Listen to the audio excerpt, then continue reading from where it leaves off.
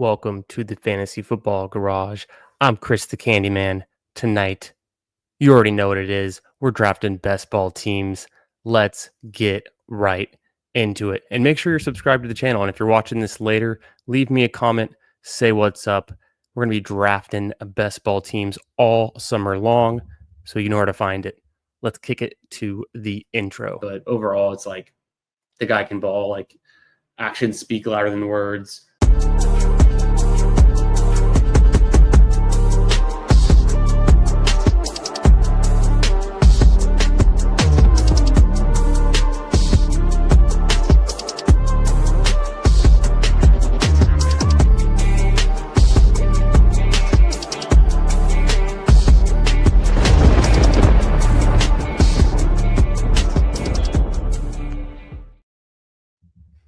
Yo, what's going on tonight? Who Hames? How you doing, my man? Hope you're having a great weekend and a nice Saturday night.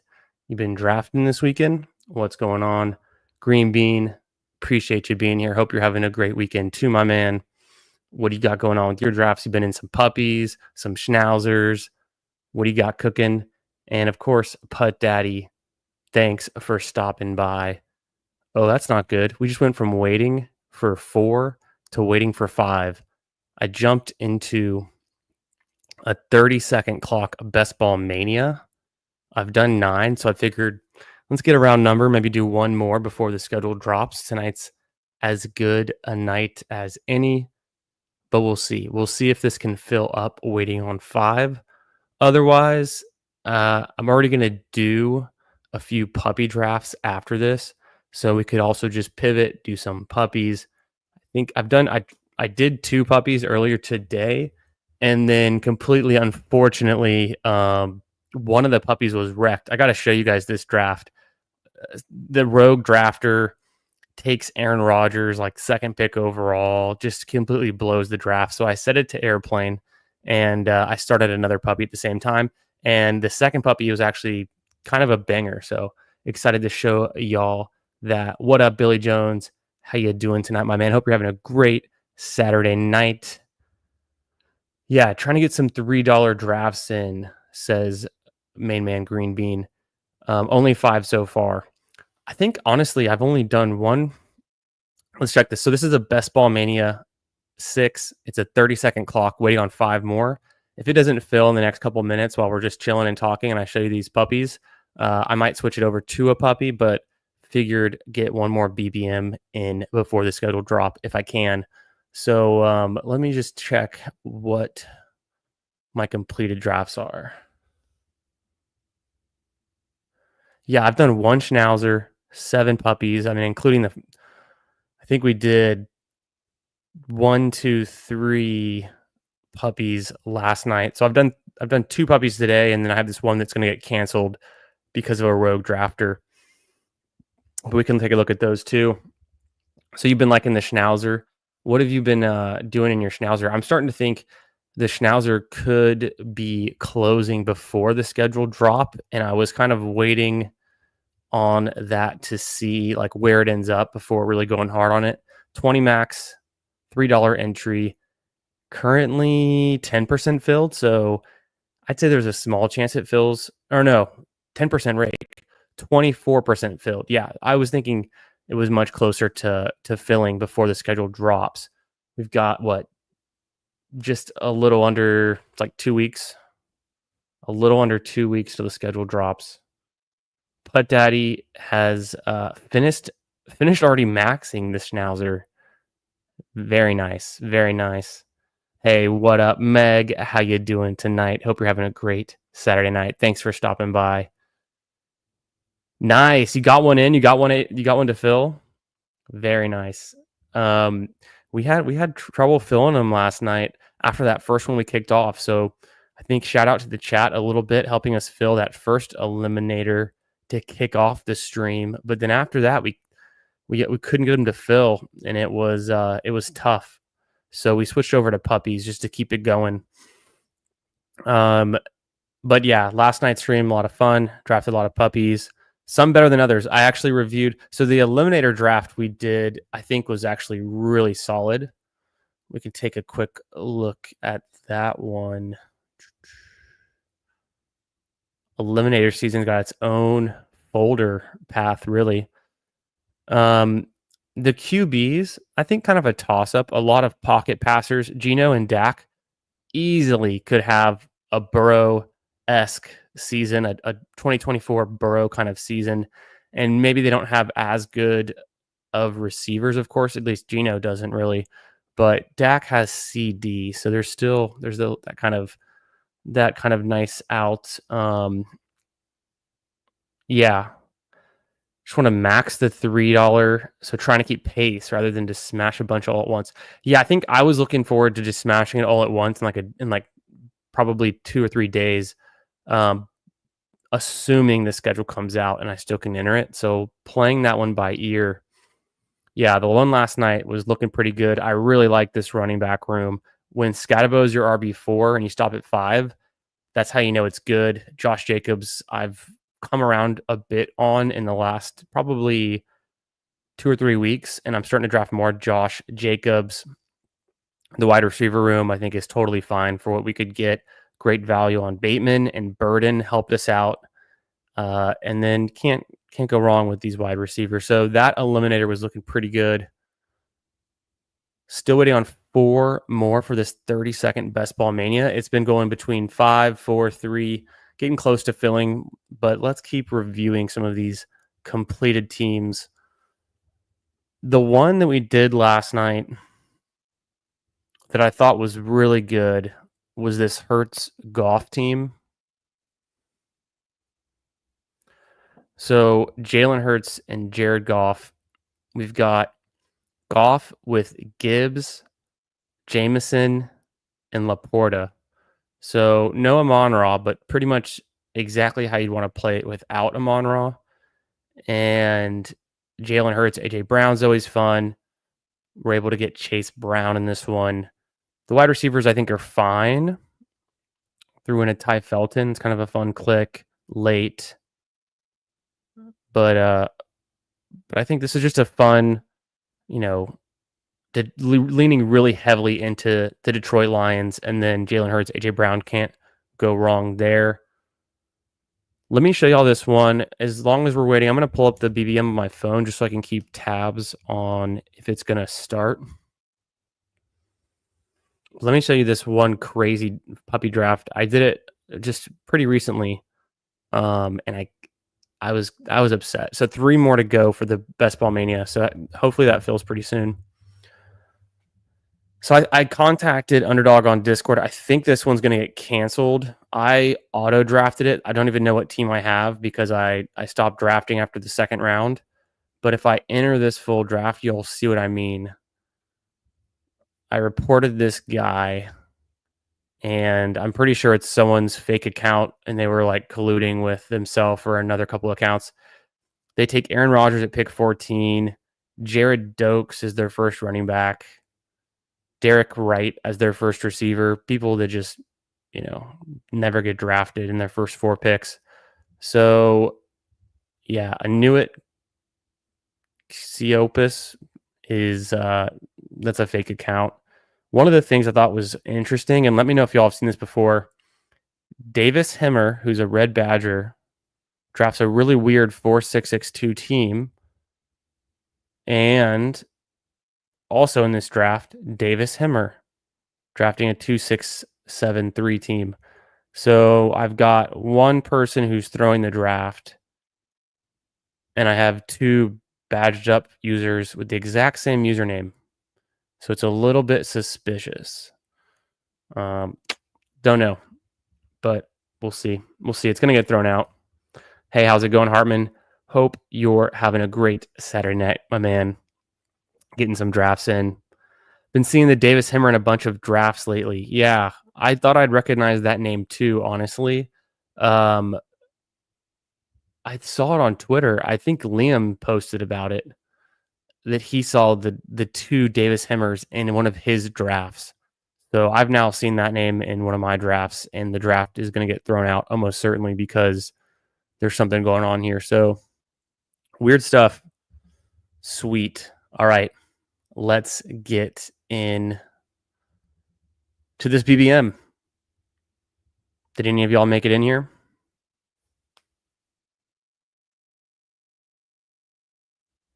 I think that zoom's all right for now. Let's see what the board looks like. Yeah, that's where I want it for right now. Century in the 2 spot. Drafted with him a bit. We got Billy Jones in the 4. What up, Billy? I've drafted with Brinson a ton, although I don't know if he's been in the chat before. I'm in the 12 spot. So we're looking good. And I feel like I recognize this guy in the first position. Who da thunk it? Yo, what up, Anthony? How you doing tonight? My man, hope you're having a great Saturday night, and hope your drafts are going well. Jumped in to fire her up. James Young, are you in here? Did you make it into the room? I just didn't recognize your username for some reason. I feel like I've had a hard time keeping track of usernames since Best Ball Mania dropped. During the big board, it was for some reason easier, but now I'm confused again. Yeah, no Davis Hemmer in this one. Be on the lookout. The Best Ball Bros police are potentially after Davis Hemmer. He's wanted. Oh, and then so I threw something out on Twitter today, and after I maybe I'll throw it up there, but I can show y'all. It's a little, yeah, I'll throw it over.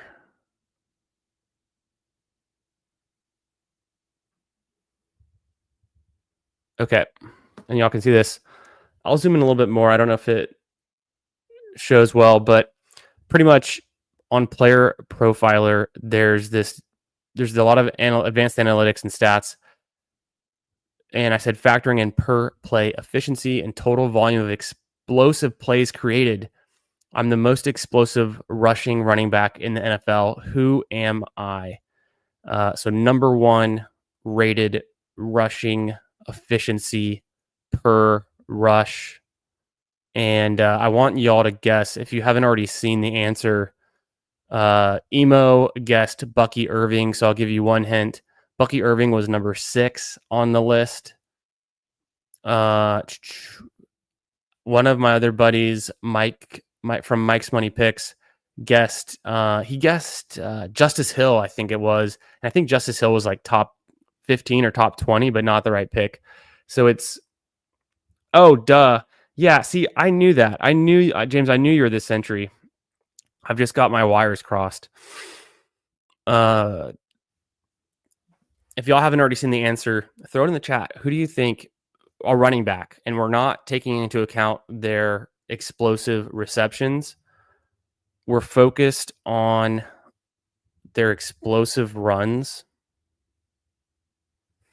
Another thing is, like, do I want Bowers or do I want Collins? I mean, McCaffrey. I'm definitely taking Collins here.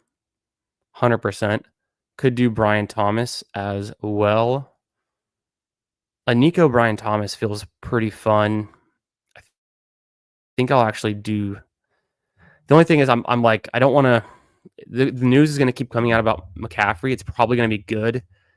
He could be a complete steal of the draft. So just getting him with any other first rounder could be nice.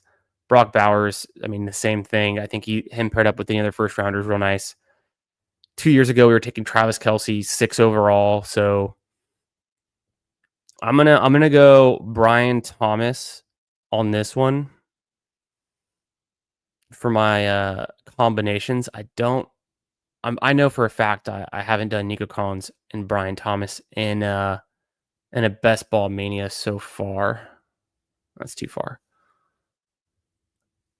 So it's per rush. I think minimum 100 rushing attempts, or let's just say 50.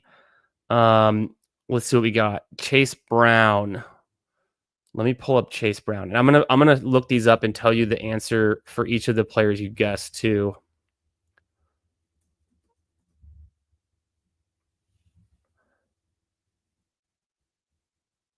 Boom. So Let me make sure that's sharing and you guys can see it pretty good.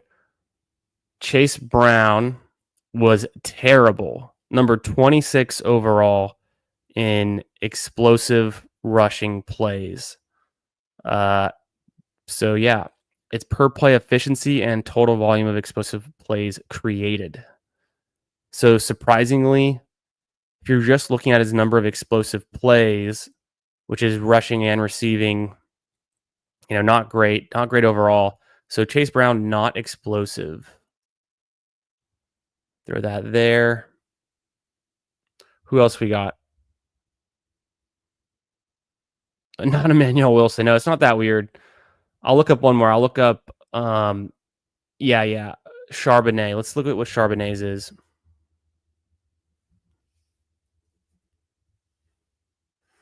I actually don't know what Charbonnet's is. I know it's not the right answer, but Charbonnet's terrible. He's not explosive at all. It doesn't make any explosive plays. He's just as bad as Chase Brown. So this is interesting because a lot of our this is confirming, but also destroying some of our assumptions on which players are truly explosive per touch.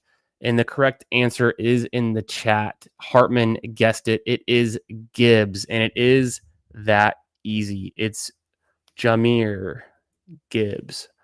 And so number one in rushing EPX, which is the explosive play rating. Y'all can also look it up on Player Profiler, but I thought that was interesting. Check back to see where we are.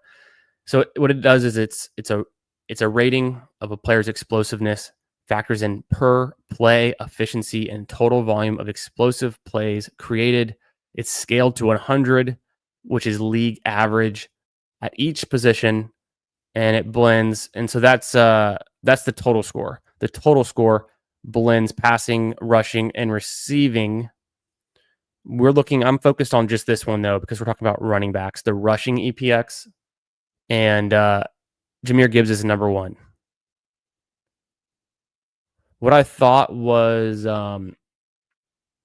yeah, exactly. What I want to show you next is Saquon, because I also assumed he might be up there. He's number 3 in rushing. He's number 1 overall for explosive plays, number 3 overall in total EPX, where Gibbs was number 2 overall and number 3 in explosive plays. So just that's volume. Saquon had, I guess, more volume of explosive plays, but in the per touch, Gibbs is really high. This is the point I wanted to drive home, though. If we're drafting Bijan at or ahead of Gibbs,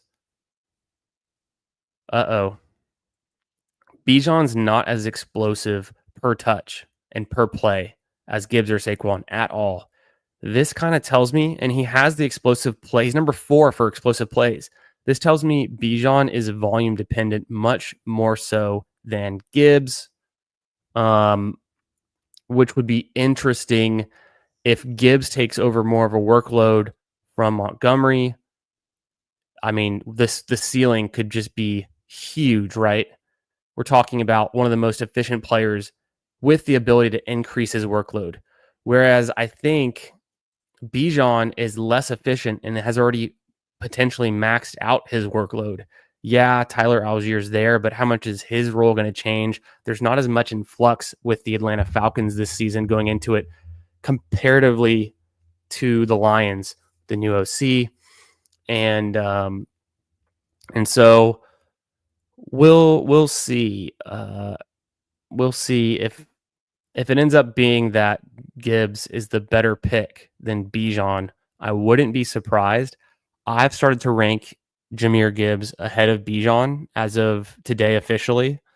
And then I have to look where CD is, but I'm pretty sure my current ranks, I go Chase, Jefferson, CD, Saquon, Gibbs. So that's how I'm feeling about it.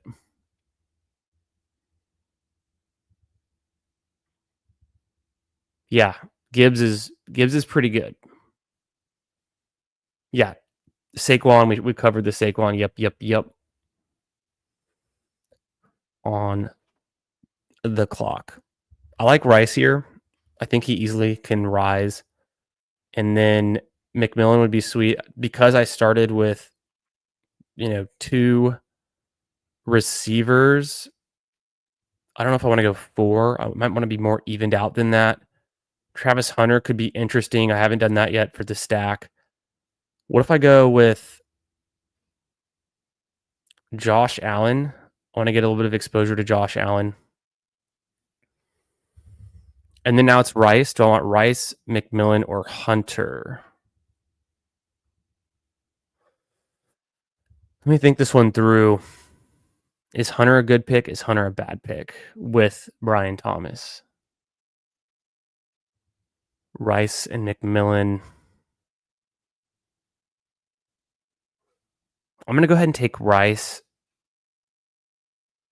Maybe that's dumb because of the risks associated with his injury recovery and potential suspension. We're so far out from the season start. A lot could change. I'm going to assume for now Rice is going to be just fine to start the season and potentially miss 1 or 2 games, but maybe not miss any. And in that case, he's easily a round 2 pick in my mind, going ahead of Tyreek and probably T. Higgins.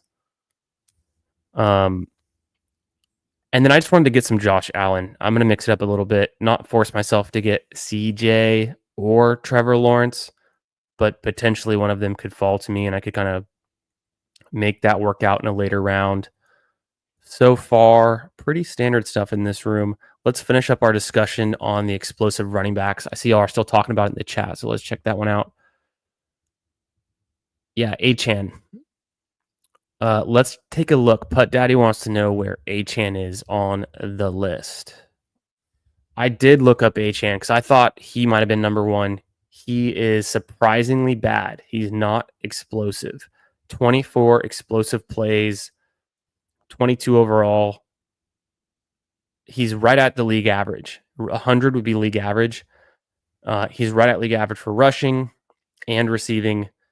So surprisingly, Achane is not as explosive as we'd want to think, at least. I think so. I think we're kind of learning that Gibbs is the problem. I mean, unless we're just chasing 2024's results, that would tell you to go Saquon potentially. I mean, we saw what happened in the playoff weeks. Having Saquon didn't matter, but season long, it was the Saquon pick. 2025 though, is it Gibbs, right? Yeah, surprising, Hartman. You're right on with that one. I think it was surprising how inefficient Achane was. Do Achane 2023, says Billy. I don't know if I can. I'd love to. I know that they didn't, at least I think I know that they didn't have this set up in last season. I don't remember.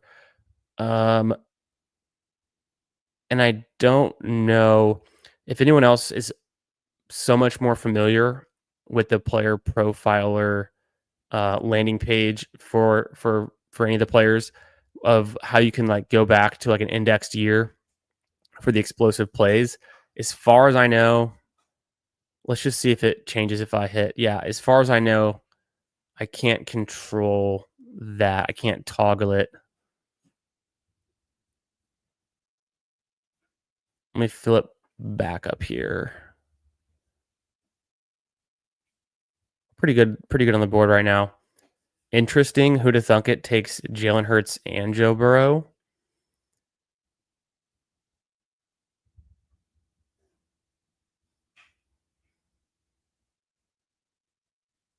Okay, we can try that too. So scroll down to advanced stats, switch to 23 in the season tab. Oh, my best guess. Okay. Let's look at that real quick. I'm pretty confident I know what I'm going to do with my next picks anyways. Okay, I think that's like what I was trying to do too.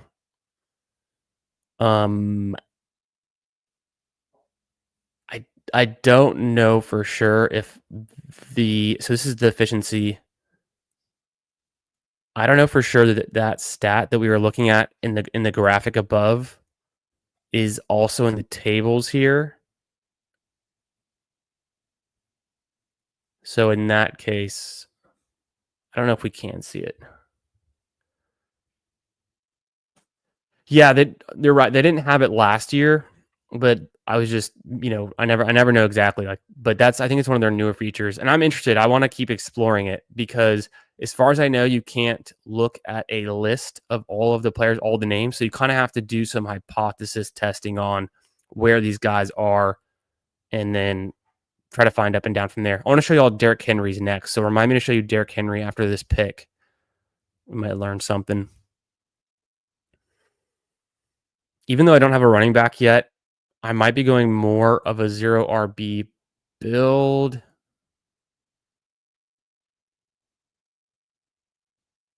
Do I want to take Harvey, though? I know I don't want Hubbard. Well, he goes. So it's either Ken Walker. I don't think I want Harvey. I could do Travion. I've got a lot of Ken Walker somehow. I think I'm going to do Ken Walker and Travion. I mean, at pick 62, there's not like an obvious correlated pick to any of my other picks so far. I'm kind of just spreading it out right now across different teams. Potentially, Travion's the bring back. I think I am going to go Travion ahead of RJ Harvey right now.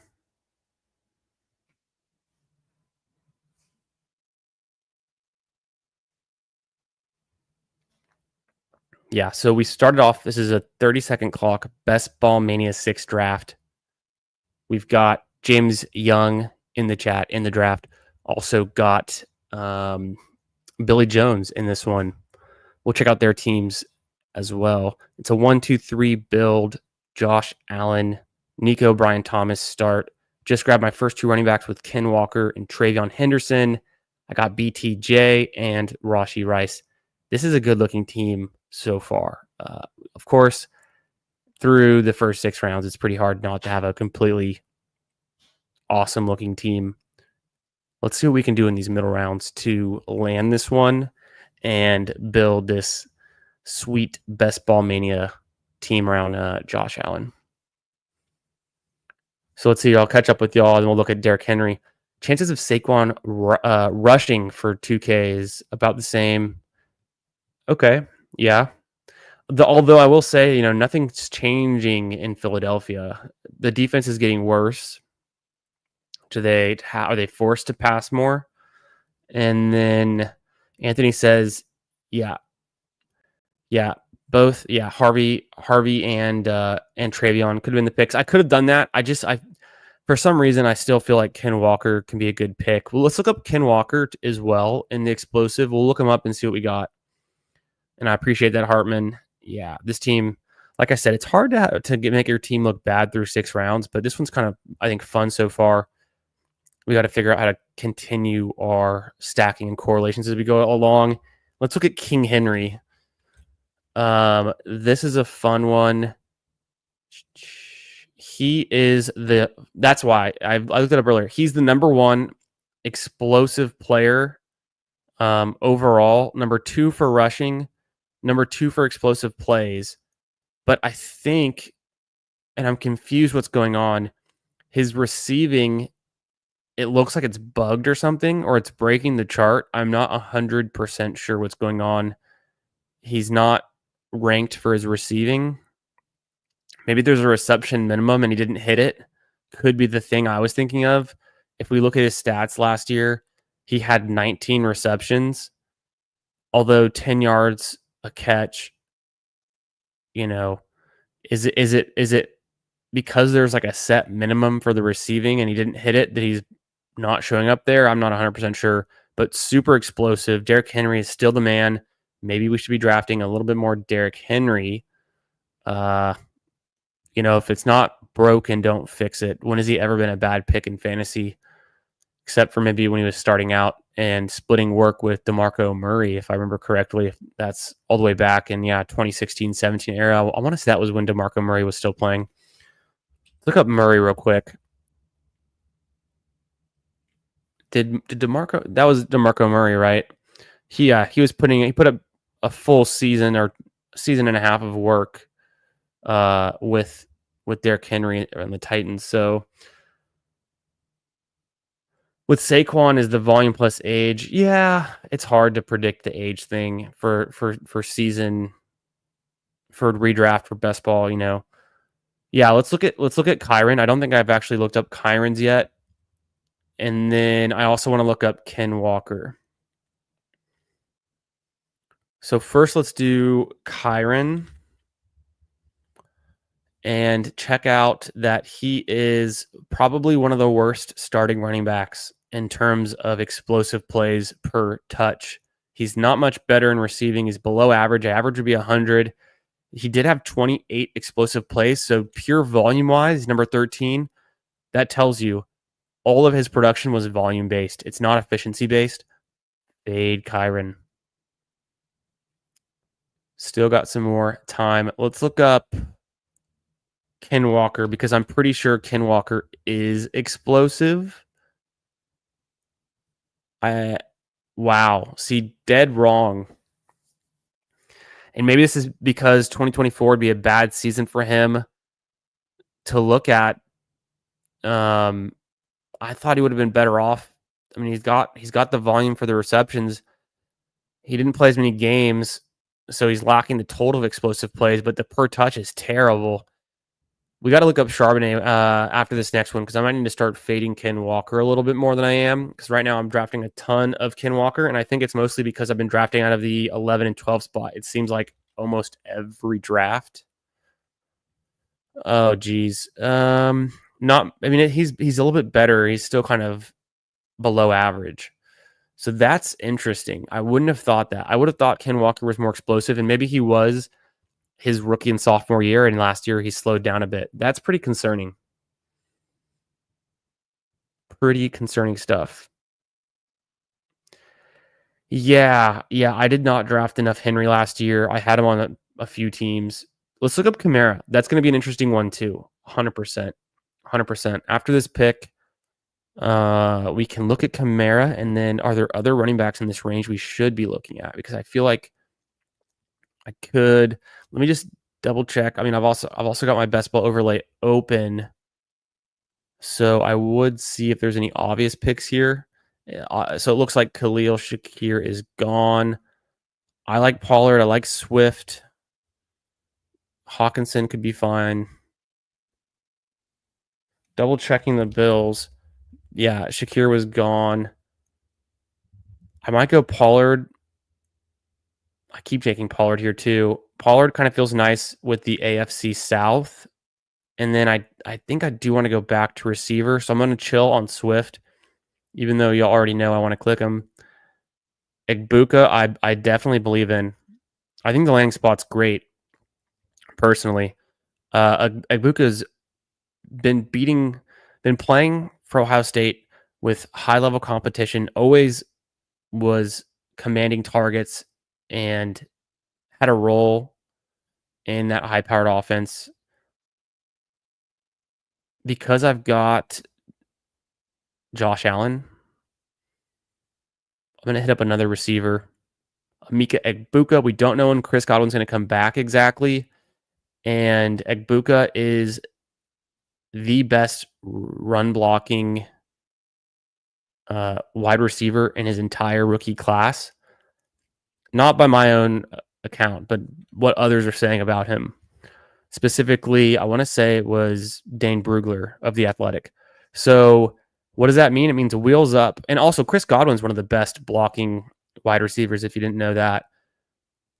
Wheels up for Bucky Irving. I think we looked up Bucky's explosiveness. It's pretty good, right? He was pretty good.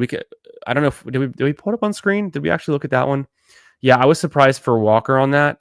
Let's go ahead. Let's look at Bucky again. Let's do Kamara, and then let's do Pollard. So Bucky, he was pretty good. Yeah, did we look at Bucky? I don't know if we did. I looked at him off stream. Number 6 overall for rushing. Probably could get more work in the passing game, or maybe that's where Rachaad White carves out his role. And then for not being a true starter until whatever week it was, halfway through the season, still had 28 explosive plays. So Bucky is a very appealing profile. Kamara, I don't know what this is going to be. I would think explosive if I had to guess. But it's interesting. He's explosive in the passing game and still pretty explosive overall, factored in since he's so good in the passing game. His rushing explosiveness is a little bit below average, but still the number of explosive plays is huge. So interesting. Is it wrong to take Ken Walker ahead of Alvin Kamara? The consensus has been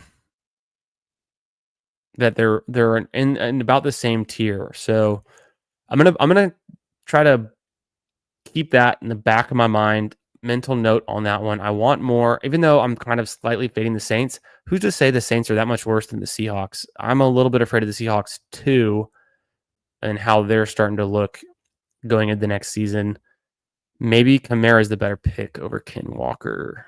Could be. You could definitely argue that.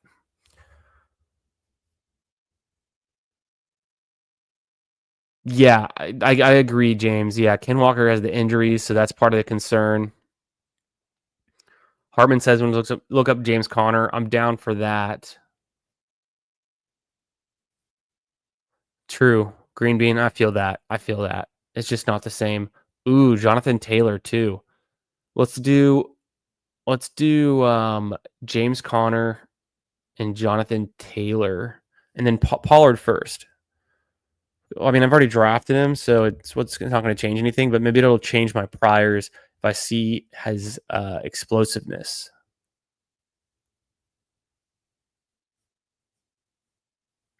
He's pretty good volume based wise, but not super great in the he's about average in passing and a little bit above average in rushing. I'd say Pollard is good. I'd say that's good enough. Number 15 for where he goes in drafts. Pollard is good enough. We have just enough time to do that James Conner. And then we can circle back to JT. Curious that James Conner is explosive as hell. Look at this guy. Number 5 per touch. Number 5 overall. The receiving, something to be desired. But what is Trey Benson going to catch passes for you? No way. Right? So James Conner looks really explosive. I took a ton of James Conner in the pre-draft best ball. I also took a lot of Kyler Murray, and so that's kind of a function of team stacking the Cardinals that I had so much Conner. That's interesting, though, because then you have Conner going, right, even a tier past Ken Walker and Kamara.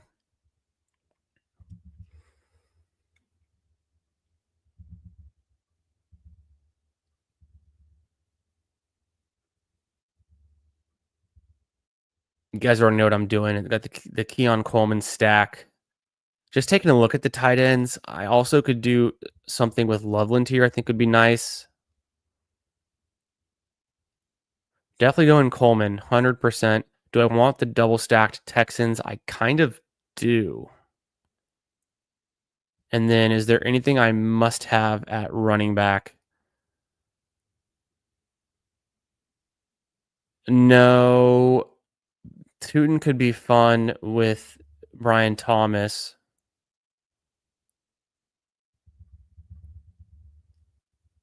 Of course, I'm going to push the QB. I kind of want to go Higgins. Maybe I should. I'm going to take Higgins here. Probably should go tight end. Maybe Loveland. I'm going to go Higgins.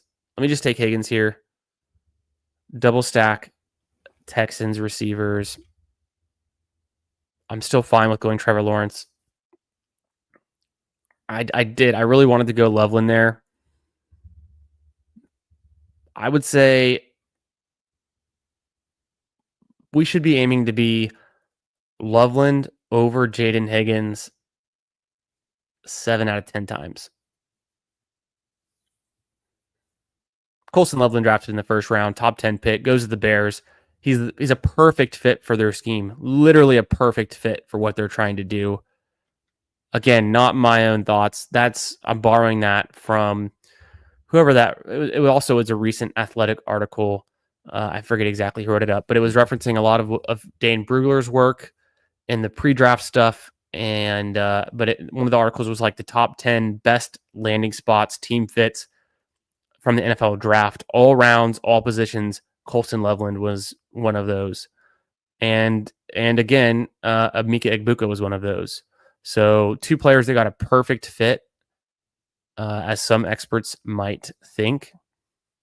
I think Jaden Higgins, the rate of busts for round 2 receivers is a lot higher than I care to admit, but potentially, he becomes the second best target in Houston, and that could be someone you really want to have.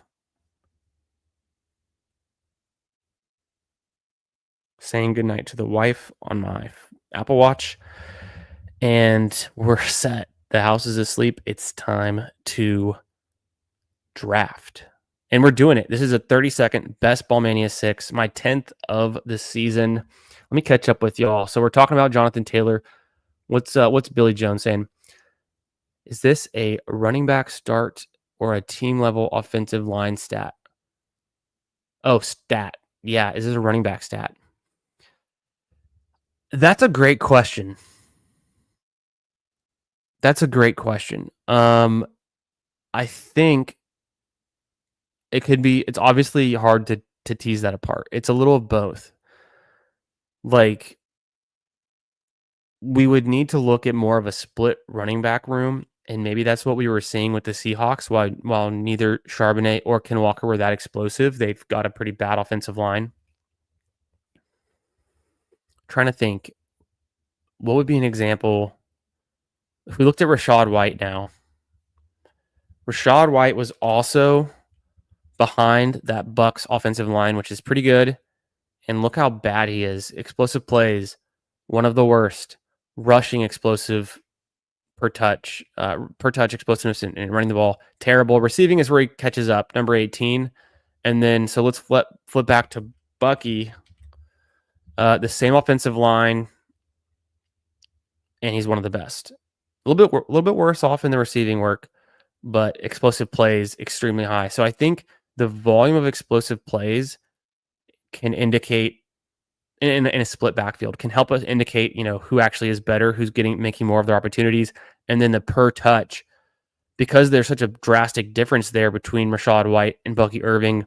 I'm not saying this applies to every backfield, but that's my first kind of hunch that this is honed in somewhat more. If I had to guess, I'd say it's probably 60-40 or 70-30 running back versus their O-line and what's going on there.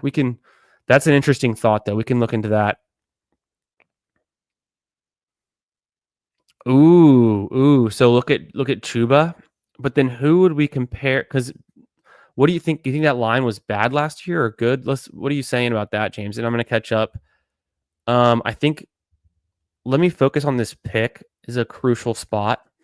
Then let's jump back. We'll look at JT. We'll look at Chuba. We'll see if there's any other split backfields that we can dive into and try to get deeper on this whole running back explosiveness question. Because, Rico Dowdle. Rico's not good, and he's a Cowboy. We can look at him too. We know that Jaden Blue is explosive. If Rico, I don't know what that would prove, actually. If Rico was explosive last year, do we attribute that to him or the line? It's got to be a little bit of both, but okay. I set myself up so I could take both Stroud and or Lawrence. Thank God that refresh worked. Every time I refresh, Kincaid goes to Brinson. You son of a bitch.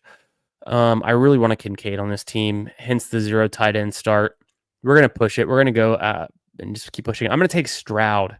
What do y'all think? Stroud, Nico, Higgins also gives me an out with Schultz. I mean, I could still take what's his name, Strange, and get a little bit more of the pass catchers for the Jags. I don't think it's smart to take Trevor Lawrence here with Josh Allen and Stroud. Obviously, in the 11th round, I do like the Stroud pick there.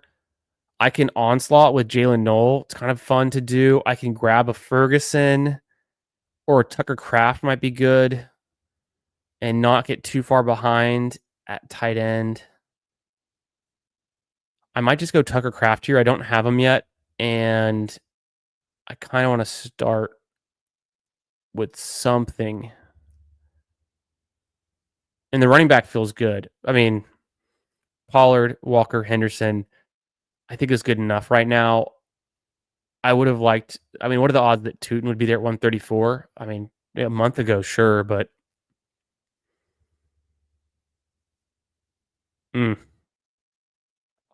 Chance Noel comes back around. I don't know.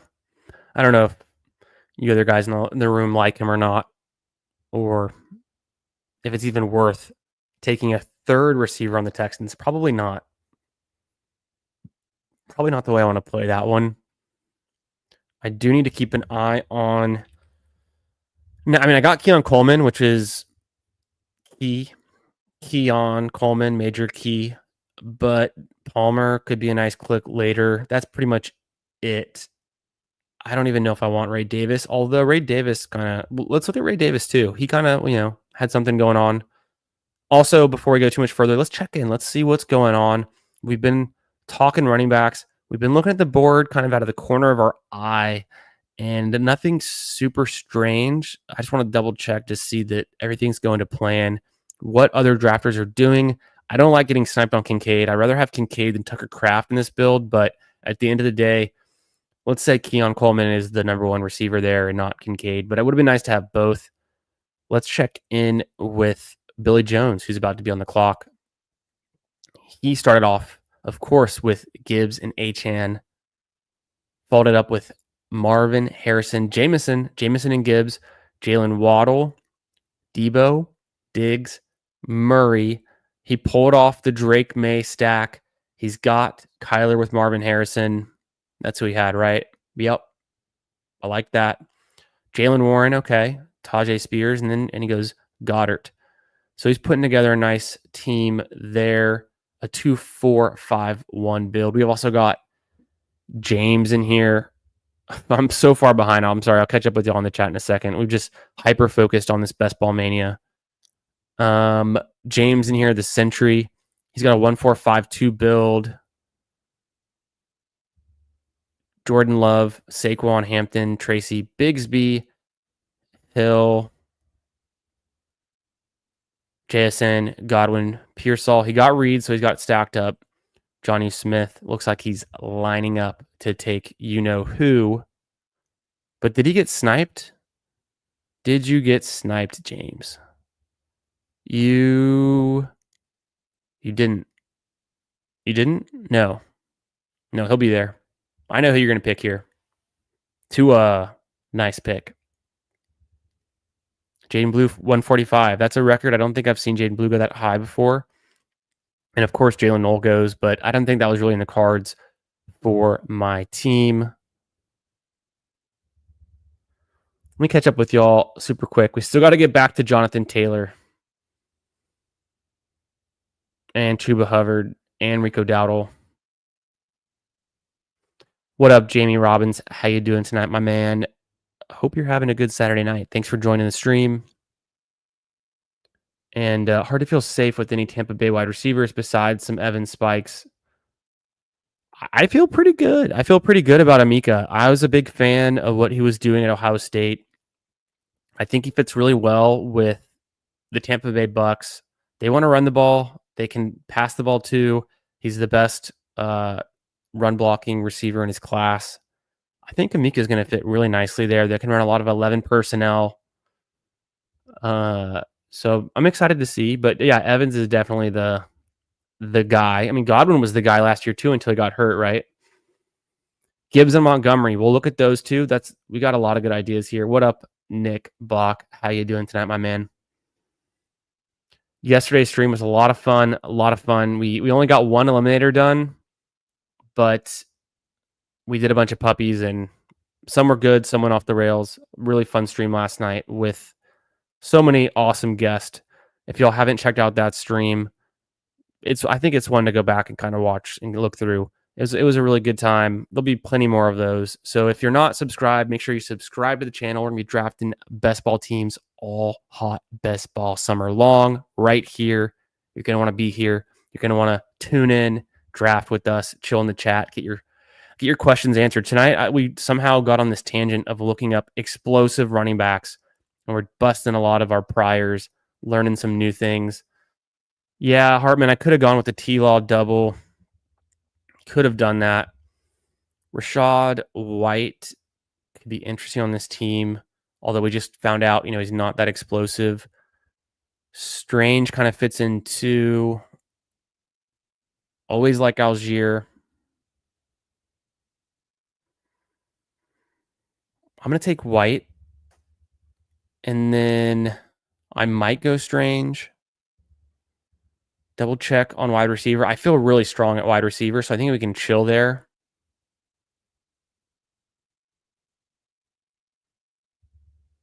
Round 14.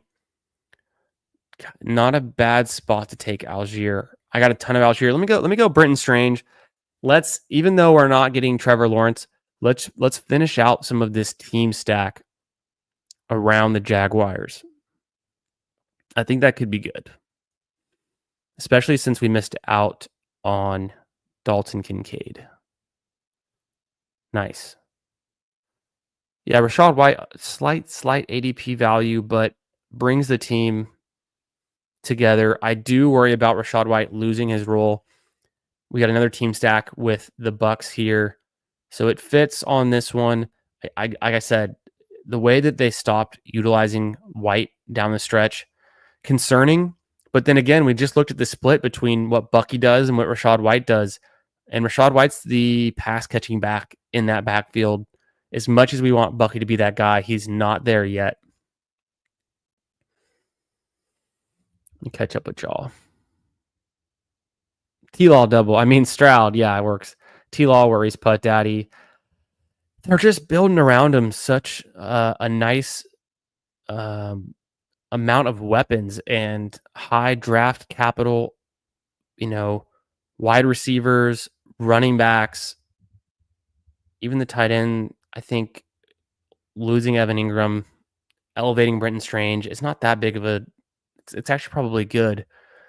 Could be good. Could be better for them. Maybe Brenton Strange is much more efficient. Evan Ingram was always a consolidating compiler, is what I want to say. A compiler of the... When Evan Ingram, of course, he had like 140 targets and 111 catches, which was pretty impressive a few seasons ago.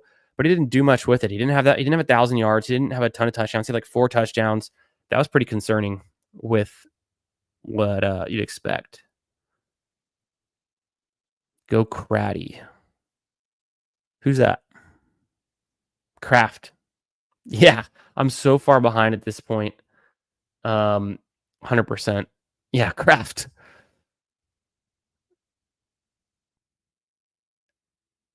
Yep. 100%. Jeff T, what's going on, my man? Hope you're having a great Saturday night. Oh, yes. Not football related, but how did your Albatross teams do? I advanced 60% of my teams. Hell yeah, man. Hell yes.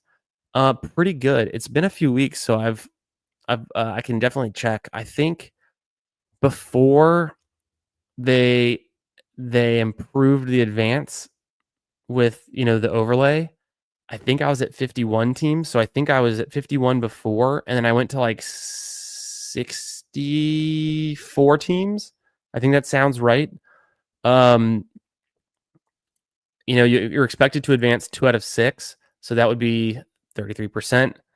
I was just above or right around that before the overlay. And then I got about the expected amount of teams with the overlay, which I think was 44%.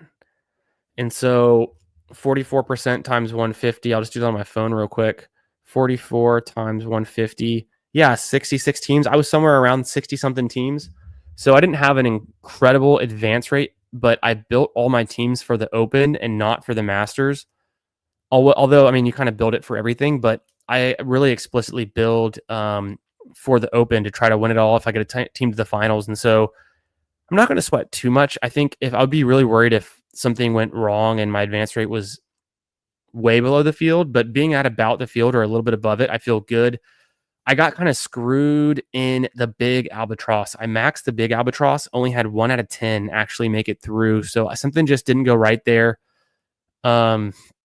Considering Justin Rose was my second highest drafted player, I don't know how I didn't get more big albatrosses through, but it definitely worked, well in the regular albatross. And then the little albatross, I think I had, what is it? I was like was it a 15 or a 20 max? I think it was a 20 max. And I think I have to look, but 4 or 5 of those. So just maybe a little bit below average on those, or about average on the little, although the little filled, there was no overlay on the little one. So we didn't have the same situation compared to the regular and the big. But yeah, nice to hear that you did pretty well, my man. Excited for the upcoming PGA, which is the tournament that everyone's going to have a ton of players in. It's going to throw a wrench into any trend coming out of the Masters for certain. Roshan could be a nice pick here. I'm going to grab Schultz a little bit early, just finish out my wide receiver room. I'm on the turn, so I got to do some things.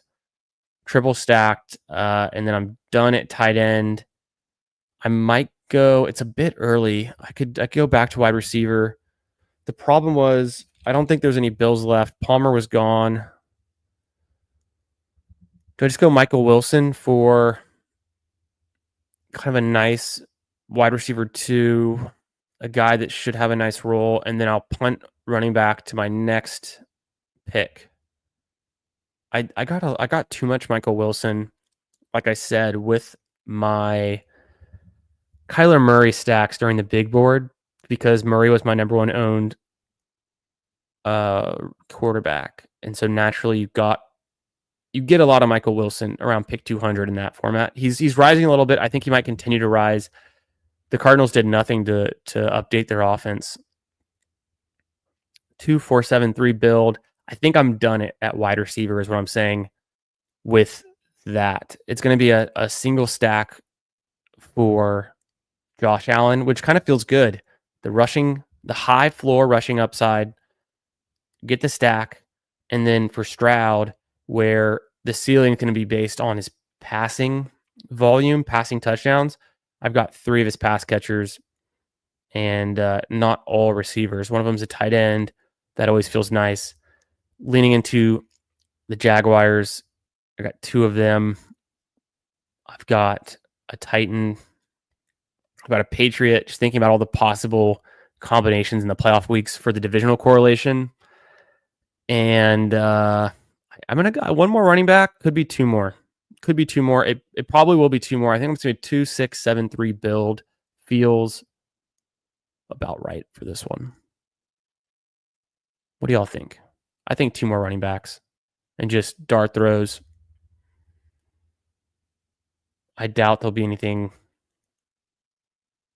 super correlated left. It's just going to be upside picks at this point, or if there's any RB2s left that we think have a certain role. Jeff also had Justin Rose. Love it. Yeah, I had 40% Justin Rose, which was nice. Right. Only 1 out of 10 advanced in the PGA, but the field is open to so many players, right? The top 100 in official world ranking get in. Yeah. For Neiman, yeah, I've got a lot of Joaquim. Dang, on 66% of your advancing teams, that's a lot of your advancing teams. I don't think he's on that many of my advancing teams, but I was taking Neiman in the 2nd and 3rd round at the end of the draft, and obviously we're getting them much cheaper than that in the beginning of the season. Late tight end stacks are nice because they hit. Yeah. 100% with that. Let's jump back into some of these questions we were trying to answer. We left off at JT. So Jonathan Taylor. Dude is explosive. He's well above average in rushing. He's pretty bad in receiving, but explosive plays is up there. So he's getting the volume. He's efficient per touch. Number 9 overall. JT's explosive. Maybe not exactly what you'd want to see there, but definitely not bad. Dowdle was pretty bad. That's interesting. Pretty bad. That's why maybe they weren't afraid to get rid of him. Although you could blame the Cowboys line partly too. We were going to look up Chuba.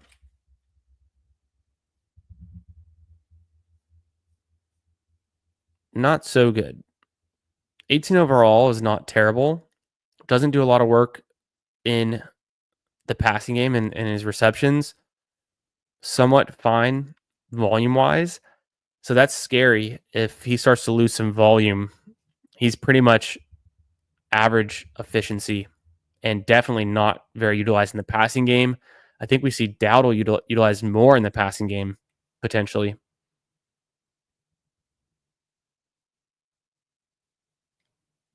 Oh, very nice.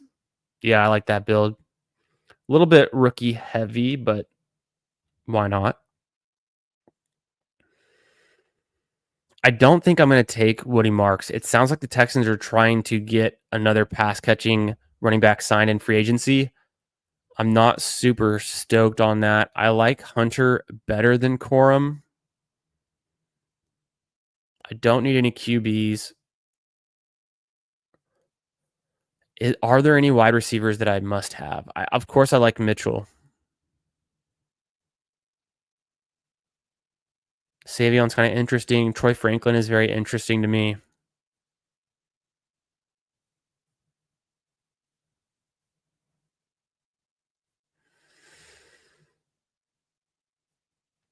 It should be a running back pick, though, right? Let's see what else is left. Taj Brooks. I feel like I'm getting too much Taj Brooks. Let me...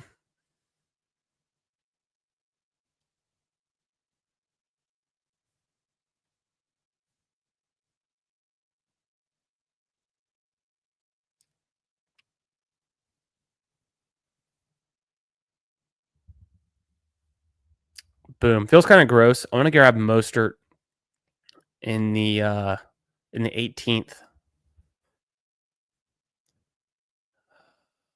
I want to grab Mostert there. Just mix it up. Get another running back that can carry maybe some of the early workload, early season. I'm really curious because Mostert had such a bad season last year. Obviously, he's old, but he started to be productive late in his career. He doesn't hit any thresholds. He's actually a pretty terrible explosive player. So maybe that was really bad. We'll see.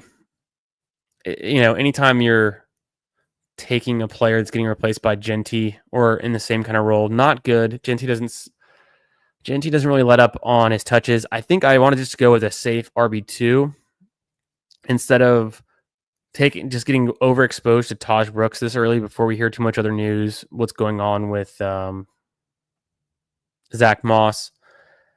I feel good at receiver, so didn't need Mitchell, Savion, or Franklin, although I like those picks late. Justice Hill could have been a better pick over Raheem Mostert. Could have been better. Just looking at it, but got some vets. Probably got my RB1 out of Henderson, hopefully, Henderson, Walker, and Pollard. And then I've got a strong RB2 case for White and maybe Mostert. Hunter, we'll see if he can break into it.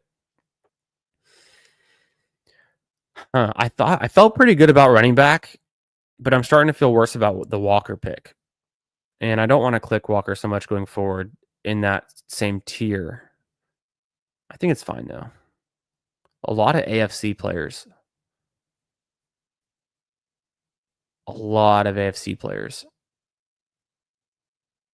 But mixing it up. It's a good squad. We've got it stacked up. It doesn't really matter what I do with Mostert in the last pick. It doesn't matter. Probably never hits the lineup. Maybe could have gone for more upside, but kind of took a floor play there, maybe to some extent.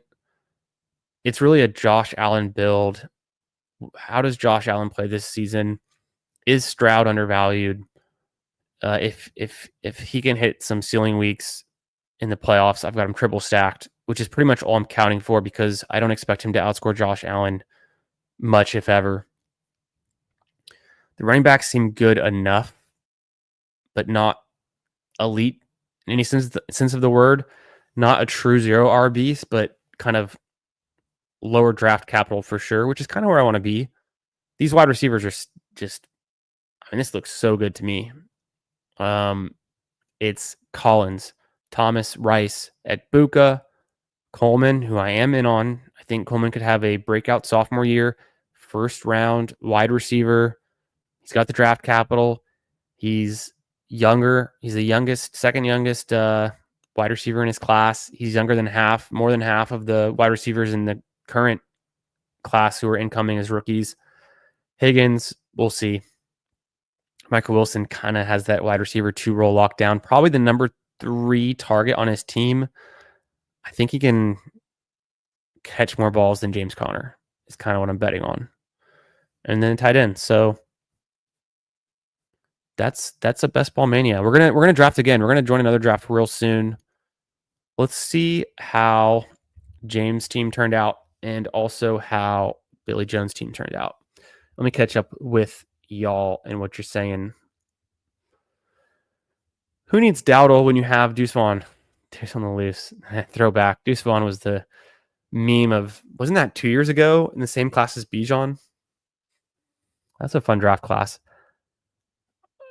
Drafting Woody Marks. I know. And so here's the thing with Jeff, though. I've been catching up. So I live in Houston. I'm a Texans fan.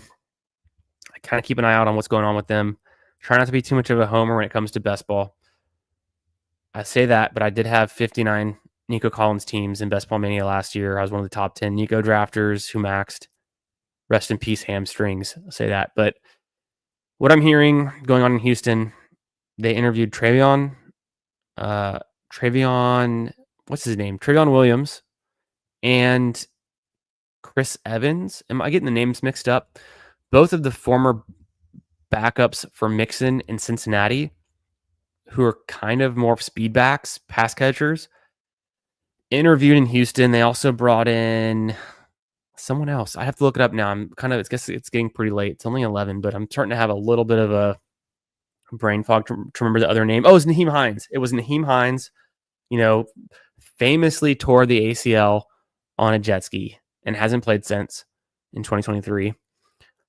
Those are 3 speed backs and pass catching specialists, return specialists, special teams guys that they're interviewing. That makes me think they don't have that RB2 role figured out in Houston. Is it going to be Dameon Pierce? Is it going to be Woody Marks? Woody Marks is not fast.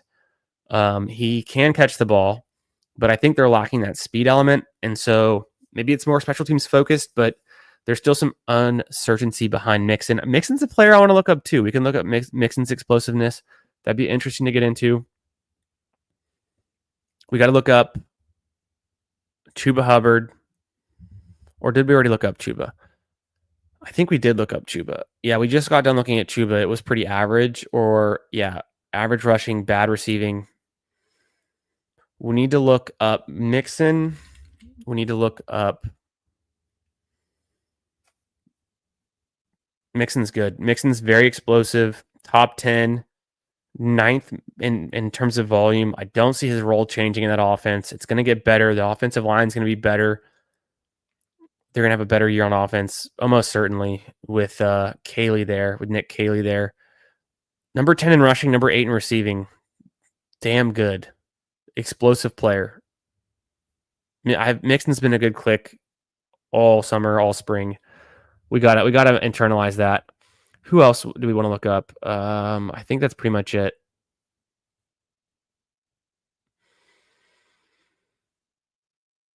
Jeff says Zach Moss contract guaranteed. Yeah, I would think so. So I'm a little bit afraid to hammer Taj Brooks too much, but I do like Taj Brooks. One of my quotes I've been saying, either 22 or 24, but the last, let's say, 22 games in Taj Brooks' college career, going back to the last 2 seasons, 90 plus rushing yards in every game. Of course, it's Big 12 competition, but there's a lot of good games in there. And then 17 or 18 of them, or maybe even more than that, like 20 of them were above 100 rushing yard games. So Taj Brooks seems like he can handle a workload. I think he can cut it in the NFL. Didn't get a ton of draft capital, though. Let's look up Josh Jacobs. Excuse me. And then we're going to jump into another draft real soon. It's going to be a puppy. We'll do a puppy draft. Kick one of those off in just a minute. Damn, he's explosive. Not as good as Mixon. A little bit better in the pass catching. Or no, a little bit better in the overall volume. So he's volume dependent to an extent. He's still better than average. He's good at rushing, good at receiving. Josh Jacobs is very good. Very good player. And then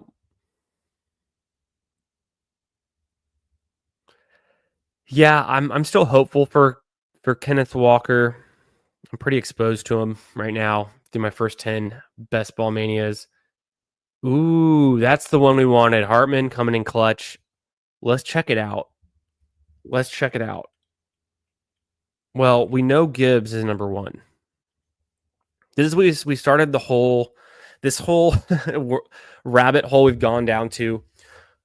We're looking at explosiveness per touch, rushing the ball for running backs. Gibbs is the number 2 overall explosive player across everything.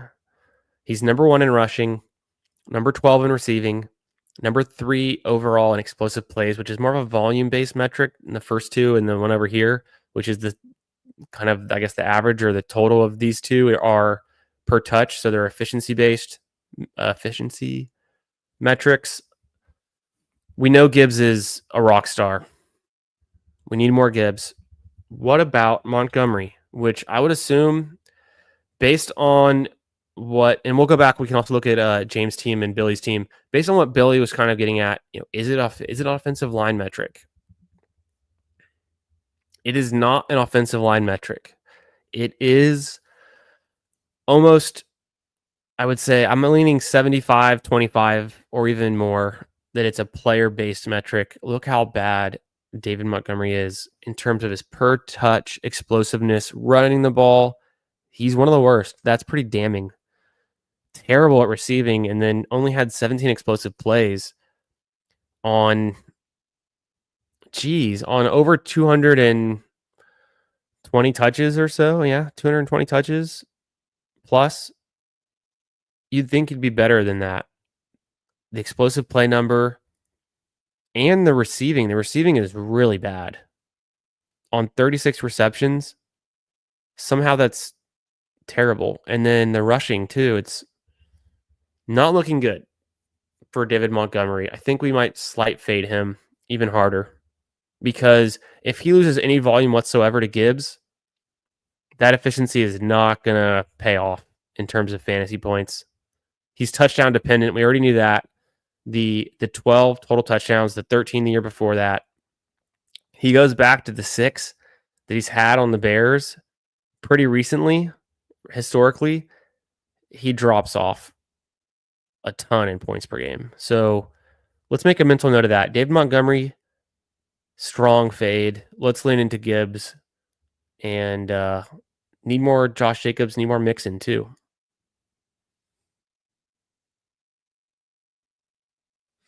Mike Evans for a mid 27 second. What up, Jacob LaFrance? How you doing tonight on this Saturday evening, my friend? Thanks for joining the stream and checking out the channel. What do y'all think? Hartman, other guys in the chat, let's help Jacob out. Let's see. Mike Evans, in my mind, how many more years can you get out of Mike Evans? First off, he's a Hall of Famer, consistent. He's always good for fantasy. Let's find out how explosive he is, just for fun, since we've been on this explosiveness kick. He's 31 years old. He's going to be 32 when the season starts. He is damn explosive as a receiver. A lot of big plays, even at this age. In a good offense, it's only getting better. I don't think he has the same role in the offense, to worry about Egbuka taking over over time. Yeah, but it's a different role in the offense. I think you still get at least one really strong year out of him, if not 1.5. And for a mid 27 second, that's so far off. I guess it would depend on where you are, Jacob, in your dynasty league. If you're trying to win now, if you're win now and you need a receiver, I would do it. Let's just think, what would you get for a mid? And also, how do you know it's a mid second? You just think the team is kind of a middling team in your league, because a lot of things can change in 2 years. That team could be terrible and it's a high end second pick, or they could win the league and it's, the 212. But I kind of, what would you get in 2025 with a mid second? You would get Cam Scatabo, you would get Bashal Tutin, you would get receiver wise, Trey Harris, maybe, or Jack Besh. I would take Mike Evans over all those guys for the upcoming season. 100%. So I'm a little bit nearsighted in Dynasty. I always try to win now. You never know unless you're in a really strong league and no one's quitting and it's not going to die, the Dynasty League, why are you playing for the future when the league could fall apart next year? But, fingers crossed that it won't. I would probably do that. What do y'all think in the chat? Some of y'all have some good ideas. Probably wouldn't do it. I probably wouldn't do it. Mid-second isn't much value unless you're in full rebuild. Oh, give up Mike Evans. I thought you were getting Mike Evans. No, I would not give up Mike Evans. So maybe I misread you on that one. I have 527 first, so need a solid guy for this year. Oh, you're getting Mike Evans. Yeah, we want Mike Evans. Hell yeah, we want Mike Evans. He's solid. Mike Evans, people will try to scare you in Dynasty. Yeah, I got you. I'm caught up. People will try to scare you in Dynasty with the age cliff and stuff. This dude, it's impossible to predict when players are going to fall off. We've never seen a Mike Evans before. There's never been a Mike Evans in the NFL. He is one of one. I want him on my team. Yeah. Sweet. Yeah, appreciate the sub, my man. And we're about to jump into another best ball draft. Let me do this. Boom. Overlay like this. And then let me throw it. You already know what I'm going to throw it to. Subscribers, possibly you. We're on trying to get to 500 subs. Just hit 100. We had a sick stream last night with a ton of special guests. We drafted an eliminator stream with Meg and Steve Schaub from the Fanspeak Network.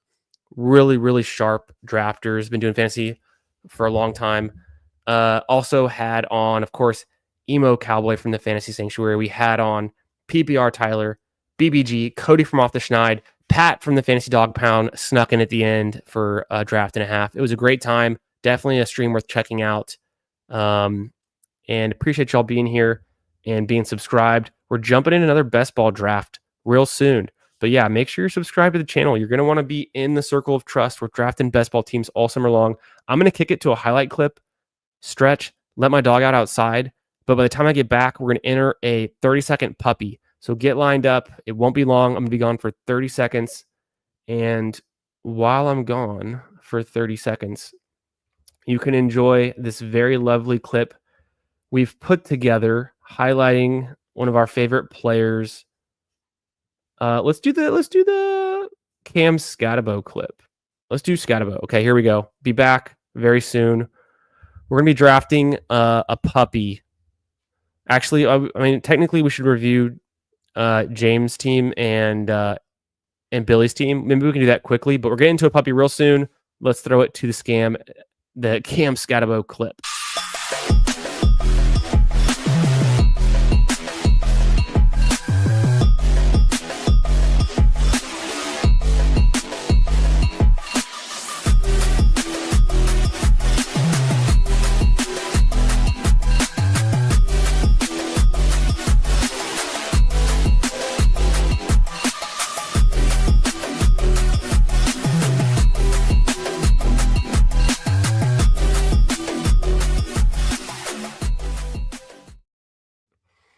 makes you want to stiff arm someone to the Shadow Realm. If that doesn't, what does? That's power running. Big Scatabo fan in the channel. I just let my dog outside. I'm going to let her back in a second. Let's go through James, aka the Centuries team. Appreciate you being here. We'll quickly do this. We're going to jump into another puppy soon. 3672, Jordan Love, Tua, Sam Darnold. Running back room. I'm skeptical of Tyrone Tracy. I'll admit it. I'm skeptical of Tank Bigsby. I never loved Braylon Allen. I like Ollie Gordon. I'm just skeptical of, is he behind Mostert? Is he behind Jalen Wright? But you can't go wrong with Barkley and Hampton. So you're good. You're good there. And you get the Dolphins correlation. The Tyreek Hill stacked up. Jason stacked up. Godwin, hope he comes back strong. Pearsall, Jaden Reed stacked. Wicks, of course. Kine for the fun of it. Jonnu. So you did an onslaught with the Dolphins. And then the Tyler Warren. I like the tight end room. This is a fun team. This is a fun one. So it's a Barkley team. How can you build out around Barkley? I think this works. The 3 QBs work. It's a good one. It's a quick review, but I like it. Let's check out Billy Jones' team. Appreciate you also being here, my man, and drafting. Let's what? Never been. Let me fix this too. Boom. Never been Mike Evans. Yes. Okay. Jeff, I'm learning. No, I know. I'm learning something new though. Okay. Mike Evans drafted 9th round of the 1968 NFL draft. This is good knowledge. That's some trivia. Next time I'm on with Steve from the Fanspeak Network, I can drop something on him that maybe he doesn't know. He's one of the NFL trivia kings. So we got to stay sharp. I appreciate that. I'm going to go close the door real quick. My dog just bumped it open. But take a look at Billy Jones' team, and then we're going to get in this puppy in 10 seconds. Be right back.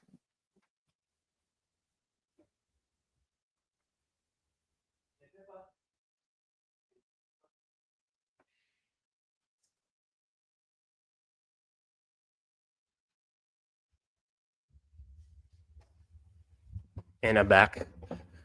Yeah, I had to let my dog out. She needed to go out real quick. Appreciate y'all sticking around. Let's look at Billy Jones' team. He was in this draft with us and is in the chat. So let's check it out. 2583 build. The Kyler, the Drake May. Nice. Good high floor quarterback room, rushing upside. Gibbs, Achane. I mean, we reviewed this team kind of halfway through the draft. Gibbs, Achane, Warren Spears, Shipley. That's a really good looking running back room. Harrison stacked, Diggs stacked, Douglas, of course, works. You got the Yoshi, the Wandale, who's a pretty good value right now. Debo, take it or leave it. Waddle, you could hope that he comes back to form, but something's off there. I don't know what's going on. JMO, yeah, smash. Let's look at. So this is interesting too. Is Jameson Williams explosive? I'll go ahead and spoil it for you without looking at his page before, and specifically at this metric. The answer must be yes.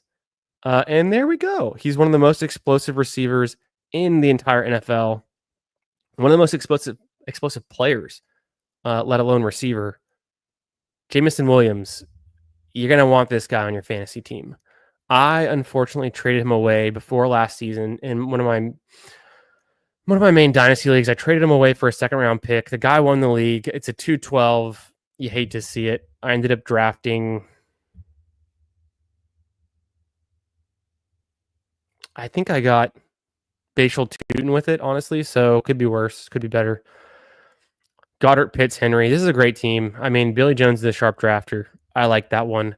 Let's get into a puppy. Why not?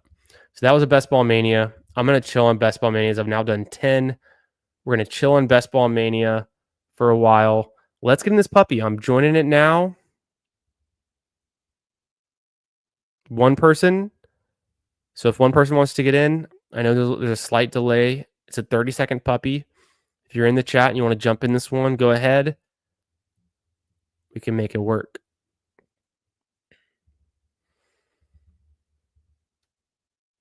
Yeah, I was going to say, there's another Mike Evans drafted maybe more recently, but I'm thinking of Mike Williams now. Now that I think more about it, there's been a few Mike Williams in the NFL.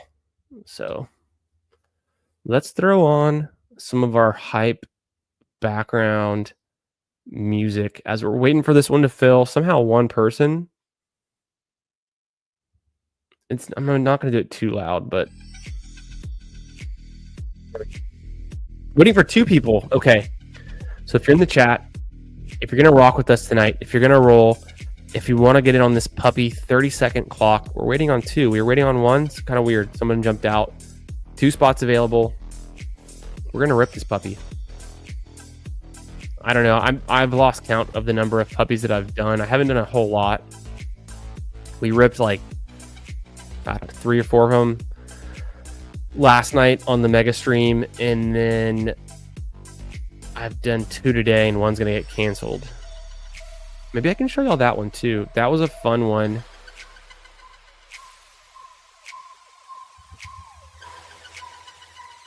That was a pretty. Let's look at that one. Doesn't hurt.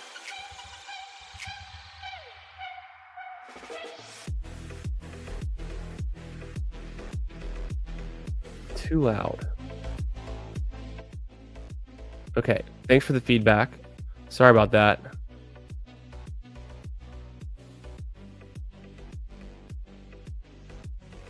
It's hard to control. It's hard to know. On my end, in my speakers, it's not that loud, but totally get that. We wanted to look up. Still waiting on one for this puppy. It fills. We can look at the team later, but we're gonna have some time. We'll see where we are. Got Green Bean in here. What up, Green Bean? That looks good. What am I in the 7 spot? I can work with it. Not one of the best. I mean, you can catch some value from the 7 spot, but you kind of missed out on those top end 6 picks, which we're trying to get. Let's see what falls. Green Bean gets the 101. Nice. Kind of, it's late on a Saturday. It's a puppy. Not a whole lot of badges in this room. Might get some interesting results. I'm going to flip back to the one I completed. There's this puppy I did. Was it this one that I liked? Was it this one? This one I did right before the stream was kind of interesting. Josh Jacobs, Chase Brown, Justin Jefferson, stacked with McCarthy. I've got Hawkinson on this one. Dart with Scatabo and Wandale. And then Fields, and I would have liked to have stacked him better. Ended up taking Lazard, which I normally wouldn't do, but I think he's pretty much locked in as the wide receiver 2 as it is, unless Corley pops off. Jeff T, appreciate you being here, man. Have a great rest of your weekend. Catch you in another draft soon. And yeah, this is the one I wanted to show, actually. Was it this one? No, a lot of Dart going on. I'm obsessed with Dart today, I guess.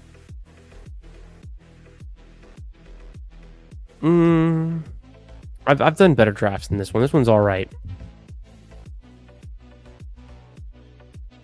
I don't know what I was thinking of then. Oh, let's get in here. Let's get in here. Come on. No whammies. We'll turn the music off. Sorry if I busted your eardrums. We're working on getting it right.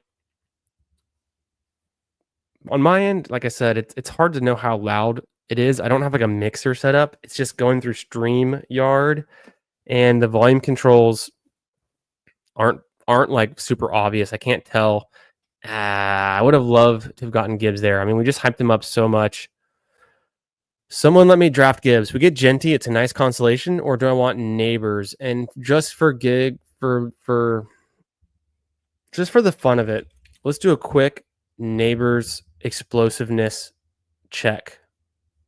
It's got to be good, right? It could be better. He was a rookie, bad offense.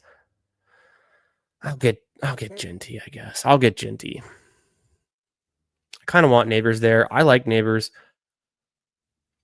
Quoted as being the #1 player in ESPN's open score and the first rookie to do that in 20 years or something. I bad memory, bad stat. Um, but something like that. And so, I mean, I don't have to hype him up. Everyone likes Neighbors. I'm taking Neighbors over Puka. I think Neighbors is just the obvious wide receiver one and top offensive weapon in his entire offense. Top weapon, top receiver, all that. He's the engine of the offense.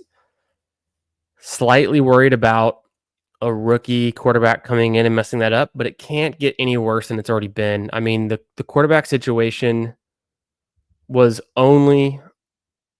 only up from where it was last year, right? It was terrible last year. You had Tommy DeVito, you name them, the terrible QBs. Daniel Jones had a terrible year, got fired. So I think understanding Neighbors is QB proof. What he did last year as a rookie, he's the engine of his offense. You look at Puka, of course he's amazing. Has some potential injury risk, it seems. And he's got Devontae Adams playing next to him now, which I think is a little bit more intimidating than playing next to Cooper Kupp as of recent. So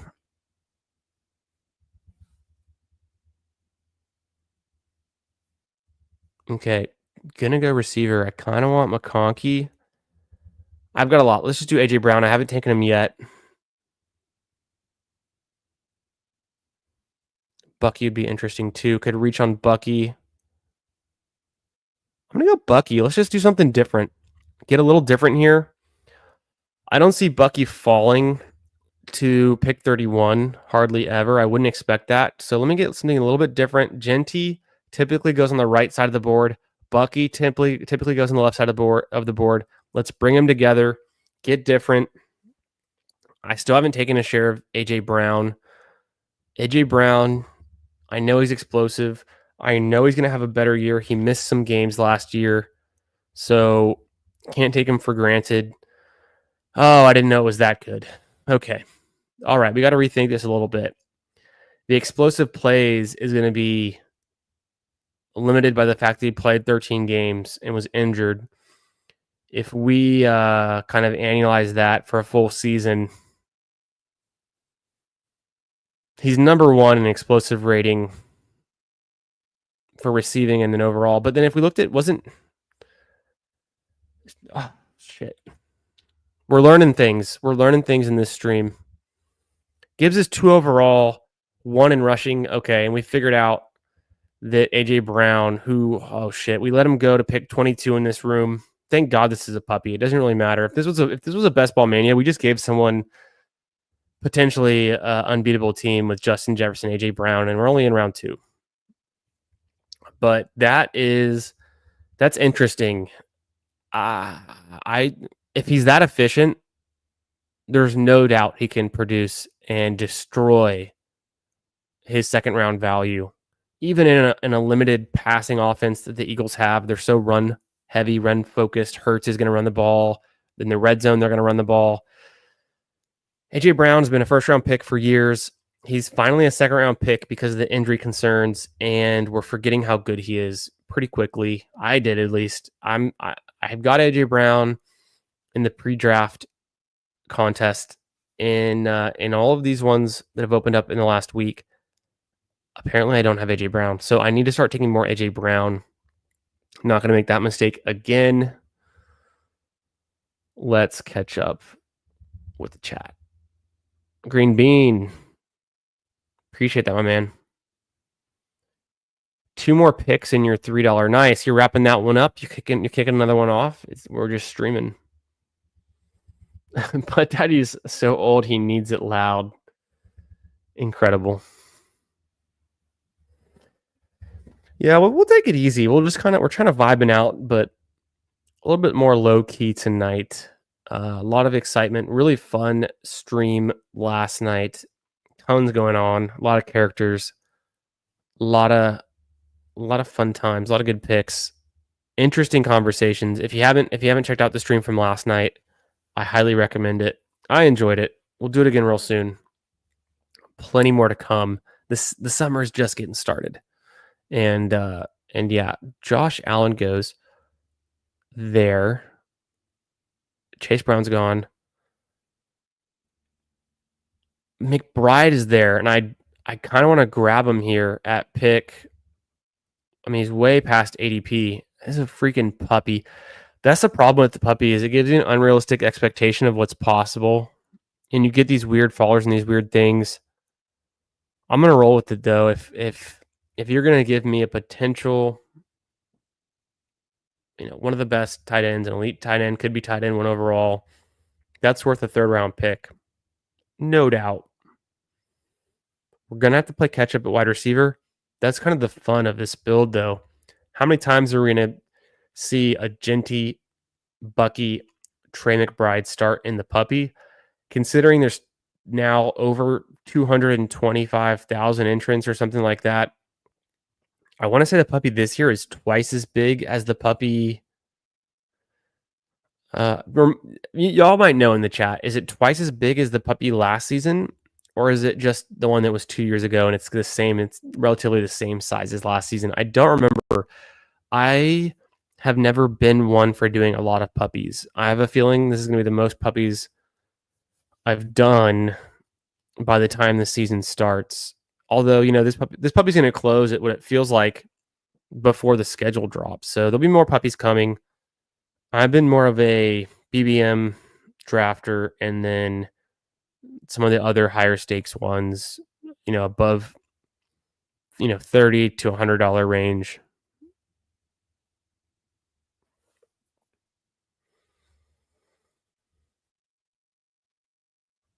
T-Mac seems obvious. Jaden Daniels also seems very good.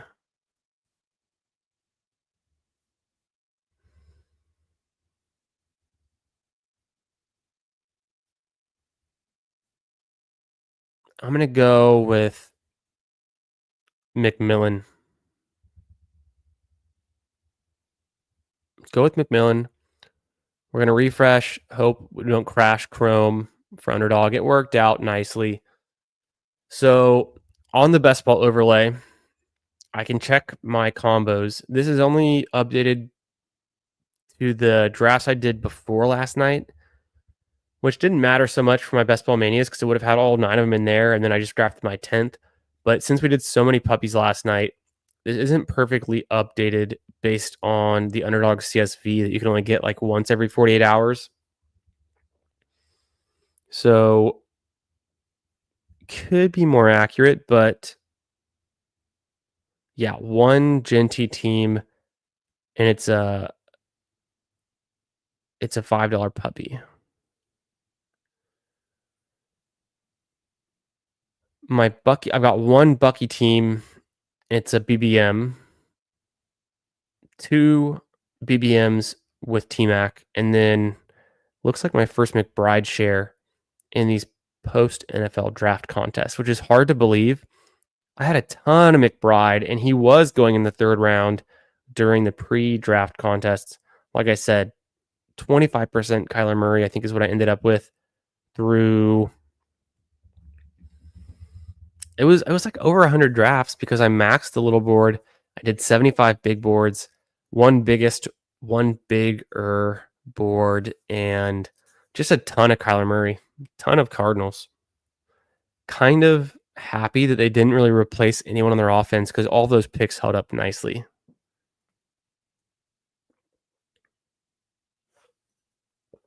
I don't even think they took a running back. How do you not take a running back out of that class, that historic running back class? So for this 30-second puppy, we started off with Genty, Bucky, Trey McBride, T-Mac playing catch up at the wide receiver spot. But this is a nice spot to get another receiver, no doubt. Hampton slides to pick 48 to Green Bean. Nice grab there. And you're going with a more of a robust running back start, but I think Jamar Chase and Ridley's, that's going to work out. That'll be nice. Could do Kamara here. Oh, no, I need a receiver. Could do Metcalf. I'm going to go Metcalf. And then I'm interested to see. Can't look at Genty. I wonder if McBride shows up in here. I mean, he must, right? Let's just check out McBride's explosiveness. He's a tight end. What do you expect? I think this is positionally ranked. It has to be.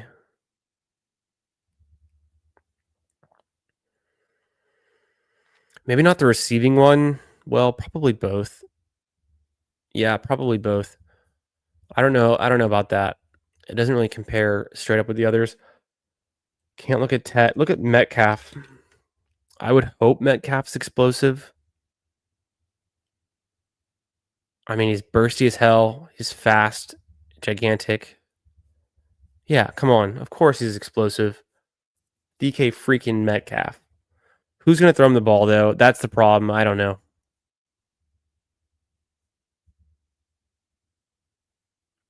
I want to look up Odunze.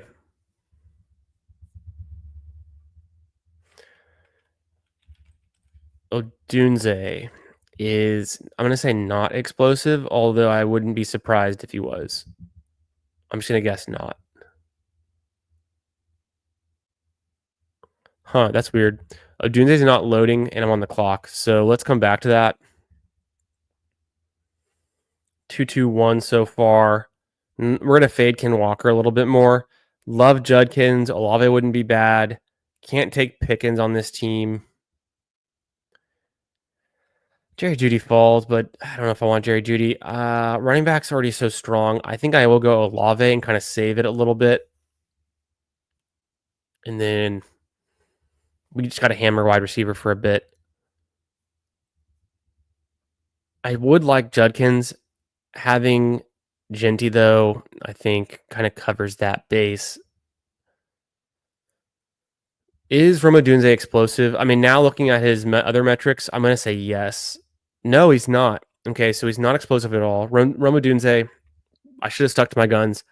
One of the least explosive wide receivers in the NFL that's a starting wide receiver. He's well below average. He's bad. Let's look at DJ Moore because this is bad. That's bad news for Odunze. And they're potentially replacing him with Luther Burden, who is no doubt explosive. Yeah, Moore's not very explosive either. He did have a number of explosive plays, but he also had 140 targets. So what do you expect? This is damning. This is bad. This is bad news for DJ Moore and Rome Odunze. Loveland's going to be good. Burden should be good. I want to look at Jerry Jeudy because I didn't pick Jeudy, but it would not surprise me if he's explosive. He's not that explosive. He's fine. Time to look up Olave.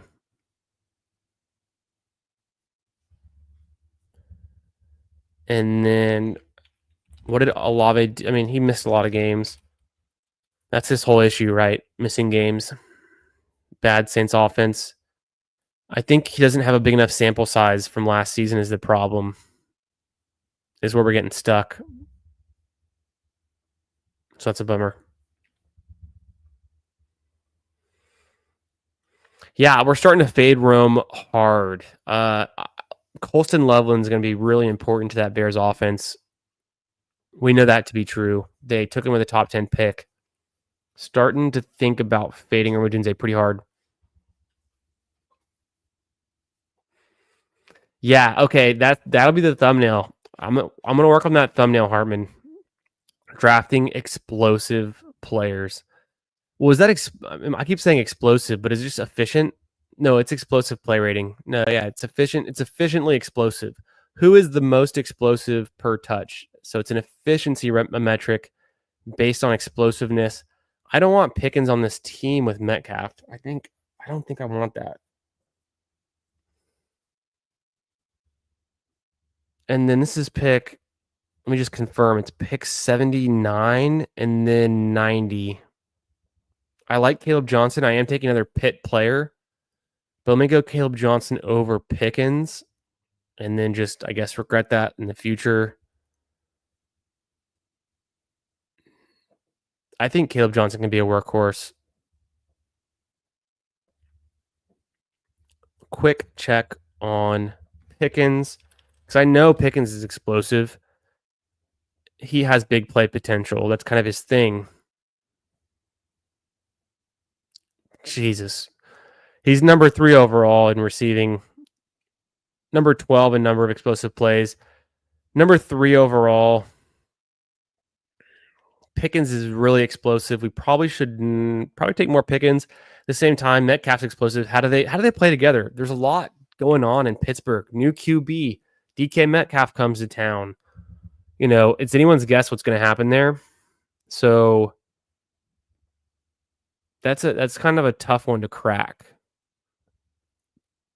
What do y'all think? Are you drafting Metcalf and Pickens on the same team?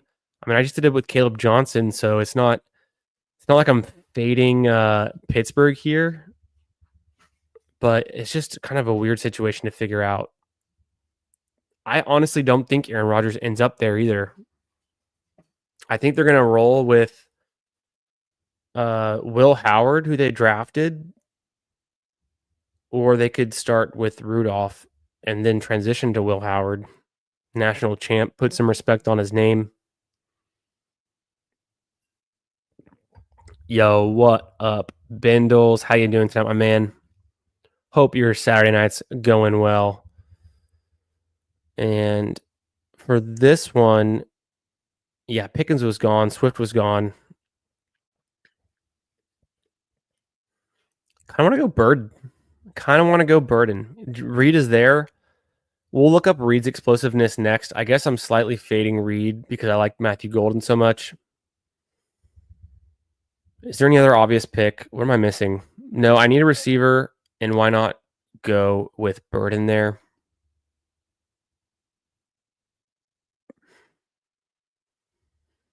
Let's do some investigating. Let's look up Jaden Reed, how explosive he is per touch.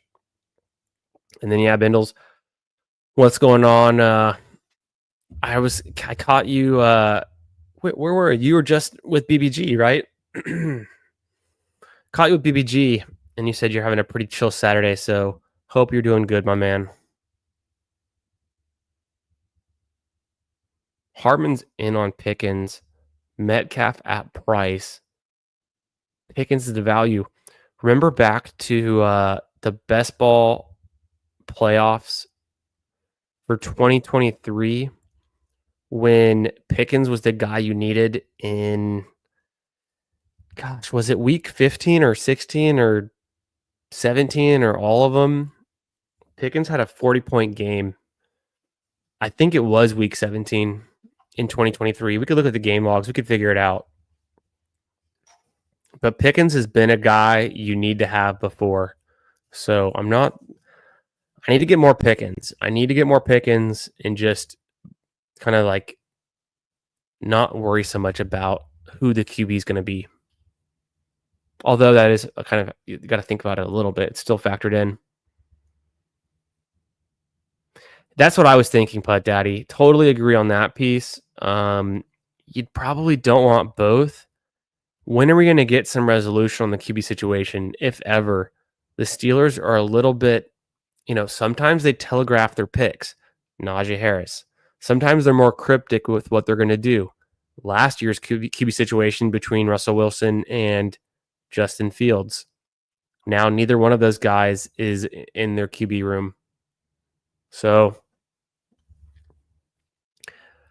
a lot of rookies on this team so far. It's a puppy. This is a 30-second puppy, so it's whatever. Just kind of run with it. Go for the upside. Wanted to look up. I don't even remember who the player. Oh, Jaden Reed. I know Matthew Golden's explosive. Is Jaden Reed explosive? Let's see. He is. Yeah, he's very explosive. Wow, 21 explosive plays. Number 7 in receiving explosive efficiency, kind of as his per play, per touch. Number 7 for overall. Jaden Reed is surprisingly explosive. That might, that makes a lot of sense. I should have thought that one through a little bit more. It makes sense because he's historically been a low volume, high production guy. And that's exactly what explosiveness is, the efficiency.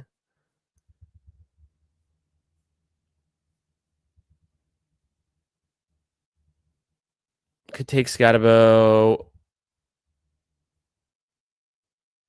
Just Scatabo's fine. I'll make another pick soon. The only reason I was going to pivot to wide receiver is it might be nice to get 5 and then be able to chill for a bit. At the same time, Downs doesn't really give me an out for a stacking QB either. I do feel like this puppy's getting a little bit off the rails with the rookies. Genty, Caleb Johnson, Scatabo, T-Mac, and Burden. At least they're good rookies. I'll probably chill, try to get some veterans on the back end of the draft. I froze up a little bit because I realized we missed out on Kyler Murray when we took Burden at 90, but it's probably for the best. Otherwise, my stacking part, I can't get Caleb. I could get a late dart. I've been doing that lately. I don't trust Derek Carr to be there. We don't know who's the quarterback in Pittsburgh. We're going to have to pull up Bryce Young at least a round just to secure him. I'm thinking we can't get Baker, and then Geno could be there, which means I probably want to get Besh around pick 1. See, Besh usually goes before pick 138. And then again, we're taking another rookie. We already missed out on Myers. I got to see who I can grab here. Might want to backstack. See, Goff is falling, but I don't know if I have a way to play Goff. It's going to take May here and then figure it out. Could be another way to do it.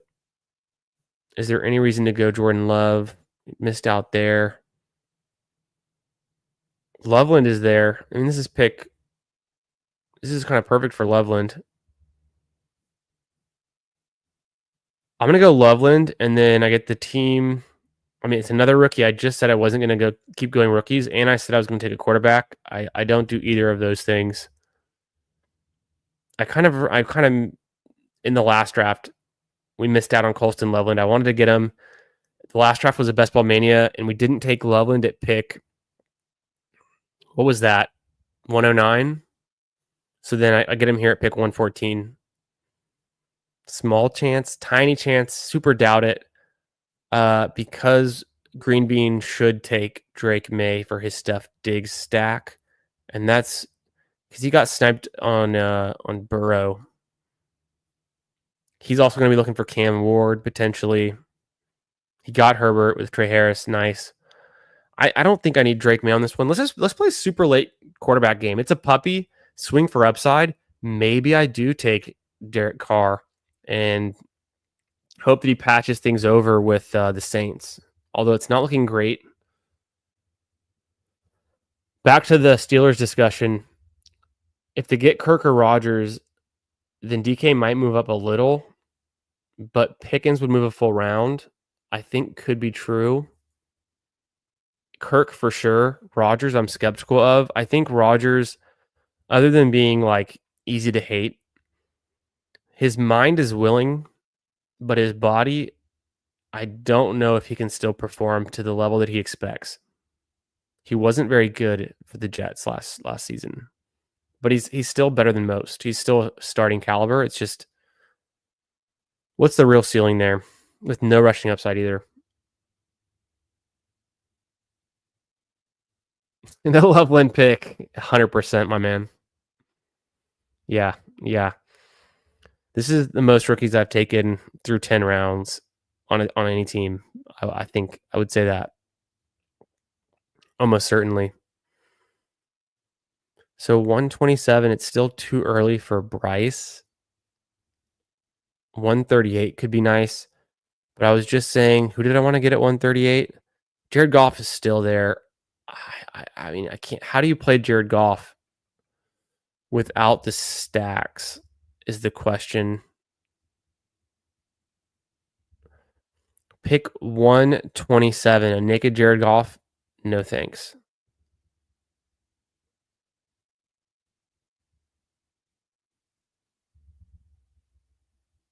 Well, maybe. No.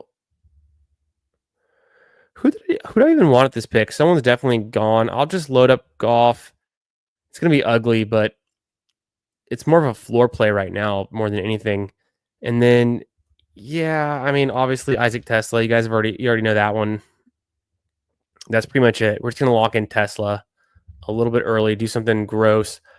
There just wasn't a better pick there for this team. And I should go wide receiver, but it dried up. Oh shit, it was Besh. No, I was saying that Besh would be nice at the next pick. I guess I could have pulled him up there. Another rookie though. Another rookie on this one. And Tootin would have been the other pick that I liked there anyways. Another rookie. Could have done something around Dak and then tried to get Ferguson, of course. Jalen Tolbert later. That could still be an option. We'll see what it comes down to the next QB pick.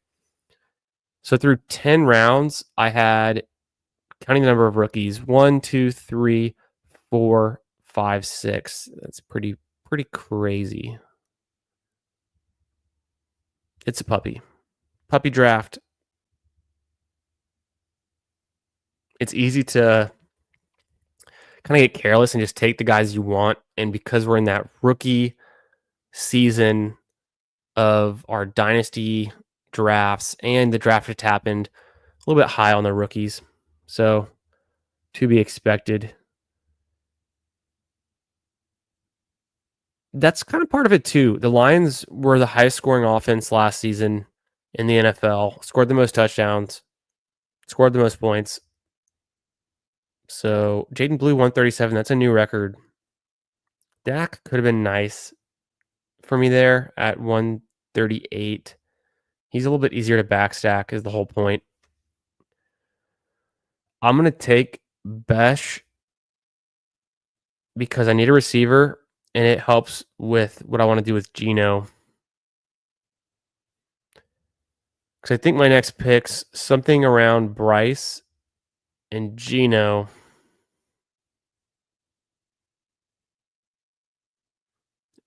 If I miss on them, just hope that Carr is the guy. I don't know. Let me flip back to the board and think about like charting out these next couple of picks. 151, 162. That's kind of where you do it. That's kind of where you take Bryce and Geno. I want to figure out on the board where Jacoby Myers went and if that drafter still could for some reason need a QB. It's the guy in the 2 spot. He took Joe Burrow. He sniped Green Bean. And he's got Justin Fields at a decent price. So Burrow and Fields, you'd think if he'd probably want to be done with that. The other part of it is, so that'd be for pushing Geno. I don't think I want to push Geno. So I should be secure because he's on my left side, and the board's going to come back around to me at 151 and then 162 for my Geno pick. I don't think anyone's going to take a naked Bryce Young. I mean, weirder things have happened, but who would want Bryce Young right now? Like, the Panthers are mostly still available. Hubbard doesn't catch passes. So, we should look to see if Leggett is explosive. And Keon Coleman for good measure. Yeah, we're gonna be safe. This is gonna work out. And if Penix is for some reason there, though, it's like, do you even want? I don't think you can get Pitts to wrap around. Algier's not strong enough for the correlation to try to stack Penix. So Penix is just not the right pick. Probably Jared Goff wasn't either, but at the same time, looked like the best pick available on the board for what we've got. It's a 1-4-5-2 build. The running backs are rookies besides Bucky, but this looks pretty sick, actually. We started with Genty, Bucky.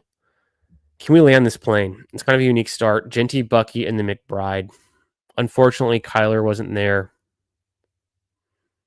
Son of a bitch. DWB takes Geno Smith well ahead of ADP. Kind of screws up that stack. That's all right though. This is where I wanted to take Bryce Young, so we're gonna keep rolling with it, and then we'll see what we can do later on with stacking more around Bryce Young. The Panthers still could go Saints. There's still some outs for the Saints. You can late stack the Saints. You can go with Juwan Johnson for a tight end. We're gonna need another. Actually, this is a 2 tight end room. We're done at tight end, so scratch that thinking.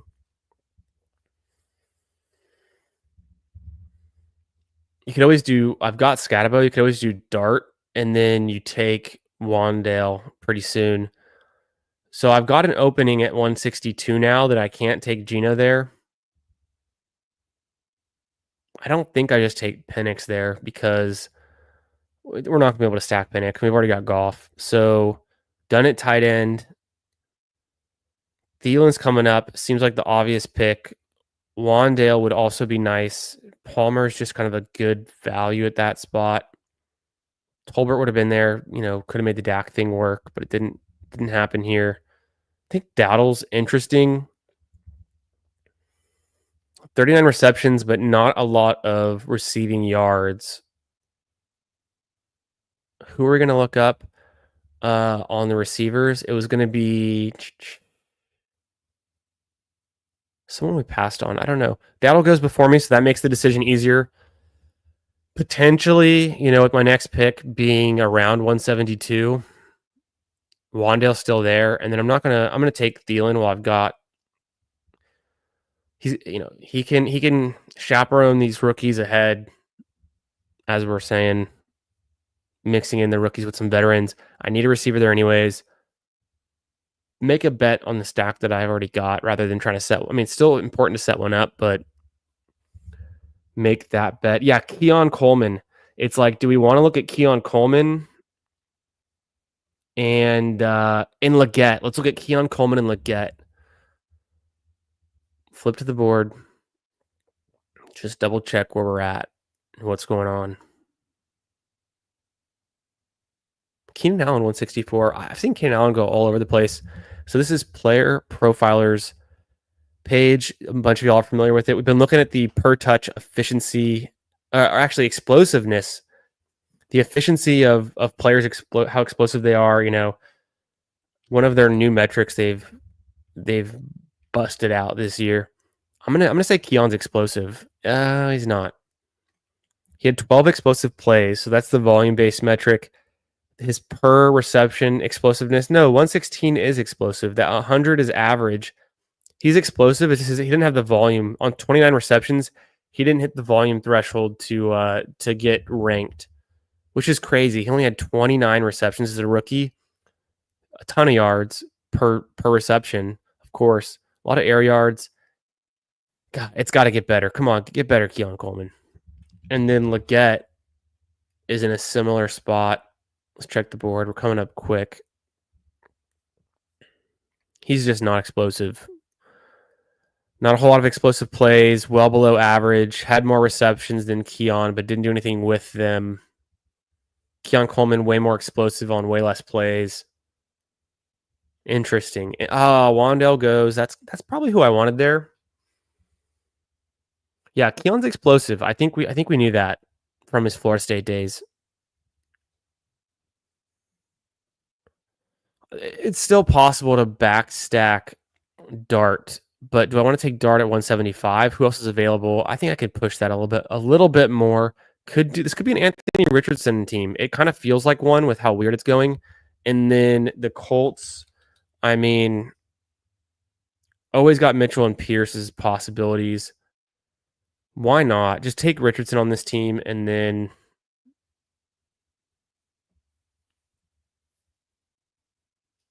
don't worry about tight end. He's perfect. Well, I guess you would want Warren. You would want Warren these days. Carr already went. That was another kind of out. It's just easy with both of these guys. Yeah, the more I think about it, you'd want Warren. We've got Loveland, so I mean we're good at tight end.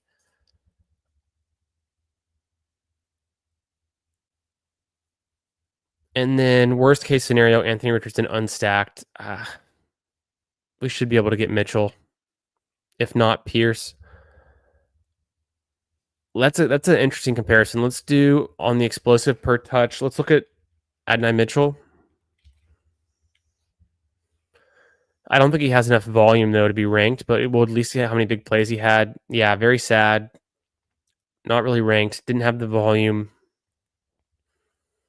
Didn't have any touchdowns. Really sad outcome for his season compared to Alec Pierce, who we know had some big plays. Pretty freaking explosive. Number 16, 13 explosive plays. Let's maybe it's the mental. Maybe it's the mental piece for AD of why he's not translating to the NFL. And I think we take that into consideration.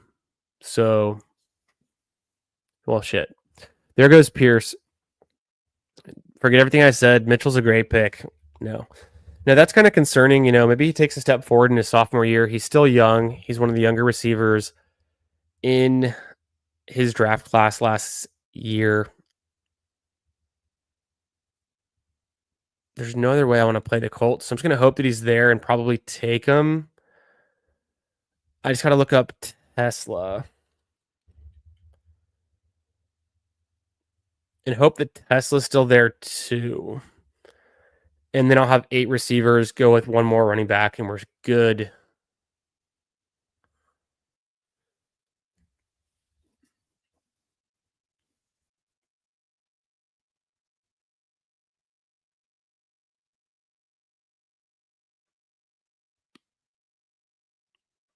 I think Tesla's going to be there. I was really contemplating what to do, who to take first, because we're kind of screwed with Jared Goff if we can't stack him up. And Tesla's like the only out we have remaining.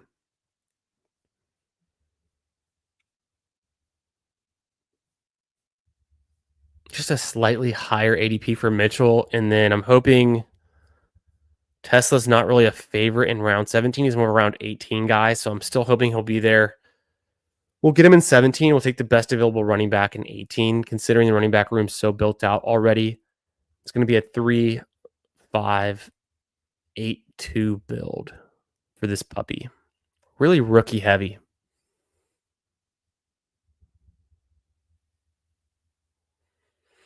Putt Daddy, we've gone downhill. All right. That's the only way I can explain it. The QB situation just never really got set up well. I do have a sick double stack with T-Mac, with Thielen, and Bryce Young. We got sniped on Geno Smith. The game was to get Bryce Young at 51, push Smith to 62, which is still with an ADP. And then I had a nice Geno Smith double stack waiting with Genty and Besh. Didn't play out that way. Naked Jared Goff. Fingers crossed that Isaac Tesla comes back around and we get him. We reach for him in the 17th.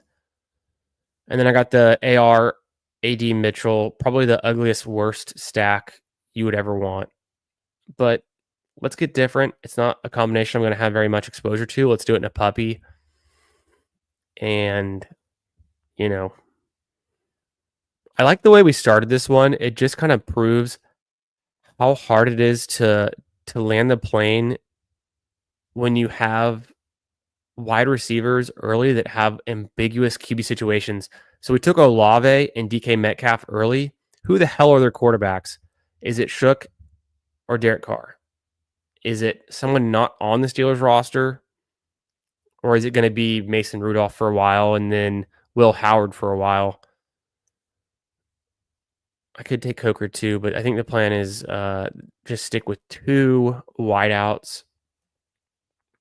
2 wideouts for the Panthers is the way to play it. We'll take a look at some of these running backs and we'll do a deep dive to figure out, do we have any other correlation we can drum up, lean into? Definitely not taking Mostert anymore. We're done with that.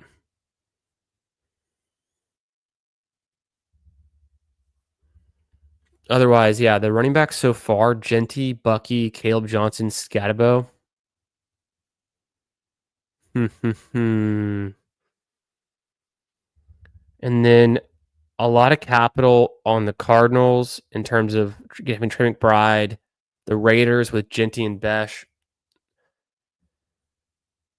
We've got Burden and Loveland, which is kind of nice. So maybe, was there any other Chicago players we'd want? I'm looking at Roschon, but he's rising up. Roschon is going higher than he used to. I don't think so.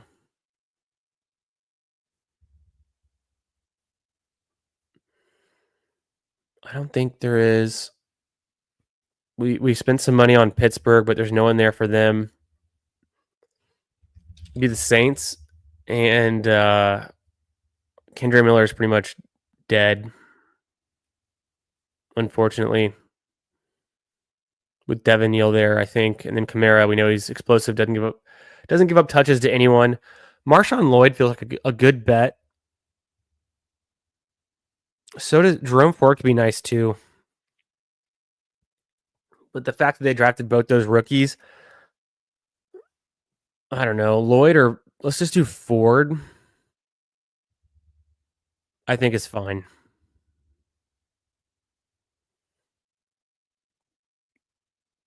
And then player-wise, was there any other players we wanted to look up how explosive they are? I'm kind of curious on Thielen.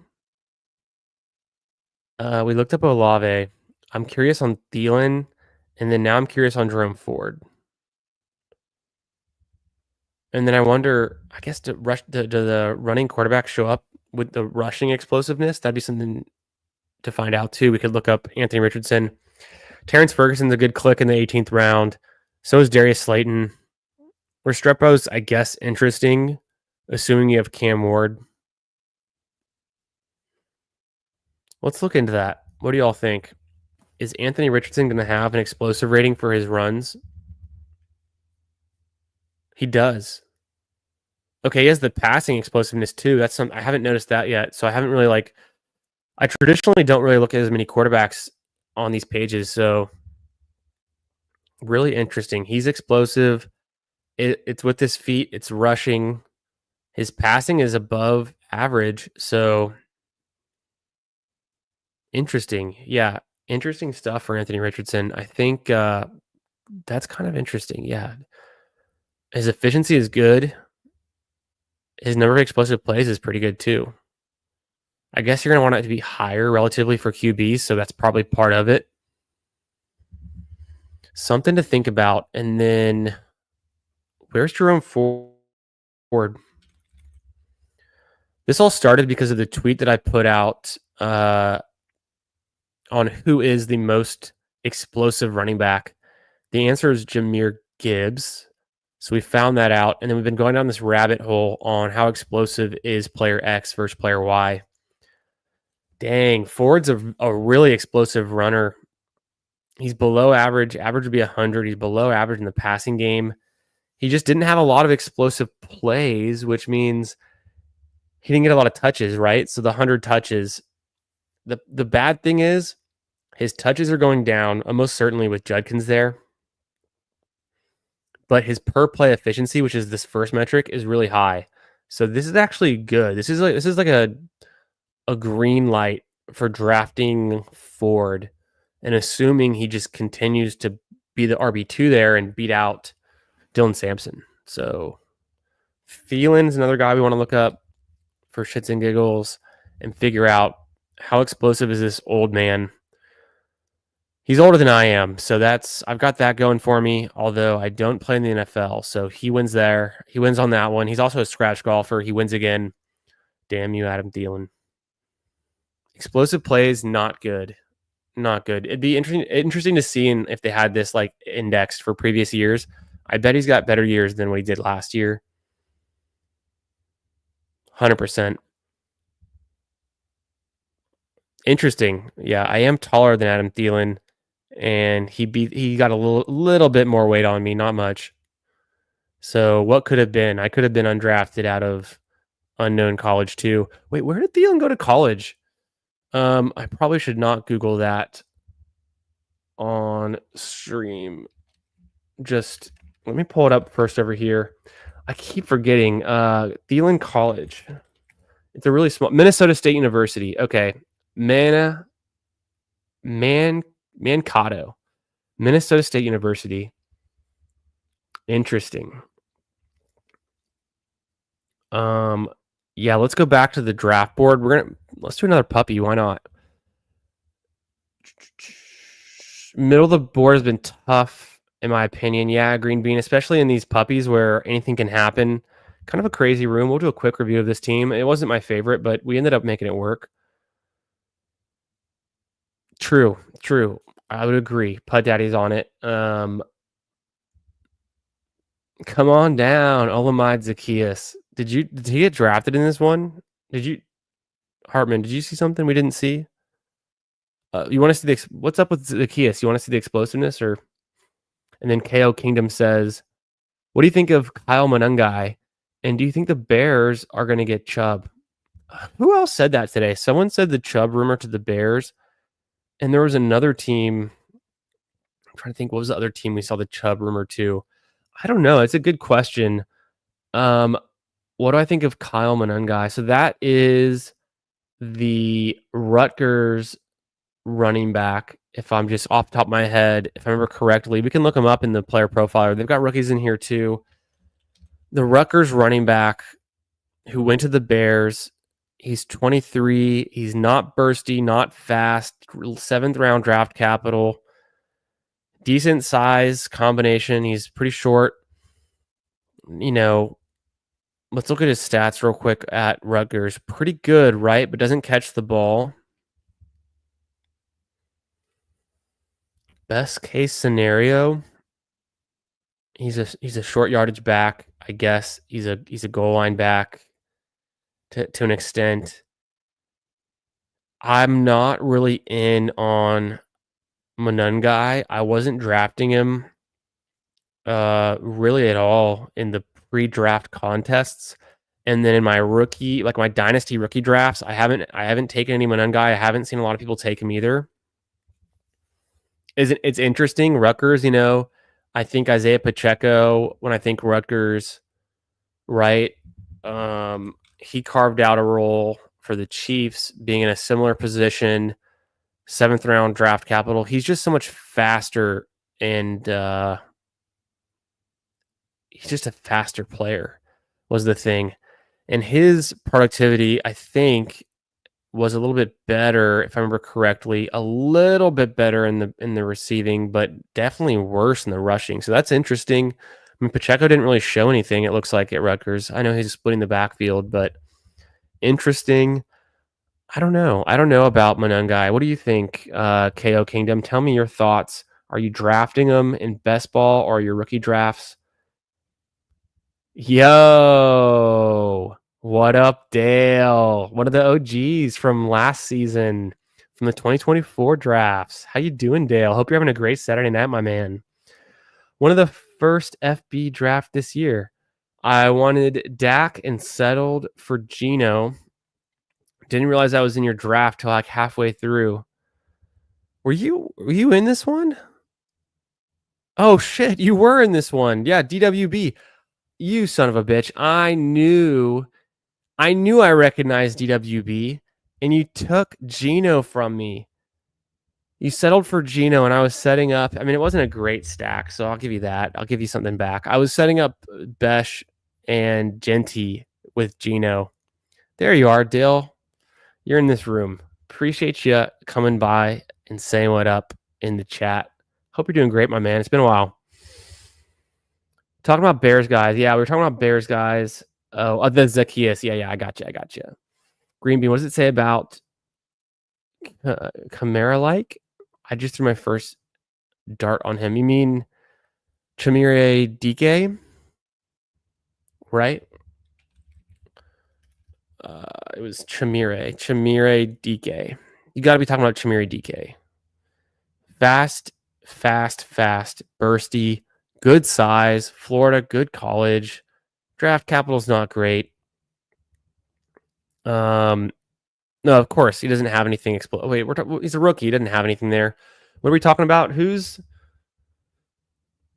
Oh yeah, no, it was him. But he didn't have any NFL stats, and I guess that's what they're obviously basing their explosive rating off of. But otherwise, you know, pretty good. Pretty good workout metrics for DK. And then KO Kingdom says, when I watched his highlights, he looked like a dog. Okay, we're gonna keep note of him. Typically, this early in the season for best ball, I'm really trying to avoid the dead roster spots. You know, a guy that would end up clogged behind others in the depth chart as the RB3 or 4, I want to avoid. But we'll get more camp news. We'll get rookie mini camp news. We'll get training camp news. We'll get preseason news. We'll keep Monungai on the radar and see if he starts to push for the RB2 job in Chicago. And then obviously the Chubb news. So that I like that. That's good intel. Appreciate you sharing that. It says, oh, had rookies. Yeah, I guess not. They gotta have something. So let's do another puppy. Let's jump into a puppy. We'll do a quick review of this team, just like 5 seconds. We'll look at mine, Dale's, and Green Beans because we're all in here now. Appreciate you guys being in this one. And before we get into for a second, just for 1 second, before we get into the review, let me just remind y'all to, if you're new here, if you're checking out the channel, subscribers, possibly you. I got a 500 subscriber goal, just hit the 100 subscriber goal, and we're going to be drafting all summer long. You know where to find it. We're doing best ball drafts. We're talking player takes, talking dynasty rookie drafts, kind of as a hot topic right now. Just finished one of my first ones on, must have been Thursday night. It's been a long week. It's been a great week for drafting. So subscribe to the channel. You can catch us in drafts all summer long. You're going to want to be here. Check it out. We can mark you off the list. You can get subscribed. I actually got to get rid of my overlay on this one. Boom. People to sub, possibly you. So if you don't like either of those ones, does this one do anything for you? It's the circle of trust. Some of the most trustworthy people are subscribed to the channel. Tom Hanks, Denzel Washington, Jaden Daniels, Offensive Rookie of the Year. All subscribe to the channel if you didn't know. You can be in the circle of trust if you're subscribed. You can draft with us. You don't want to be on the outside of the circle, okay? So that's I'm going to stop there. That's about enough of that. We're getting into another puppy draft. I actually do want my overlay back up for this. Boop. Getting into another one.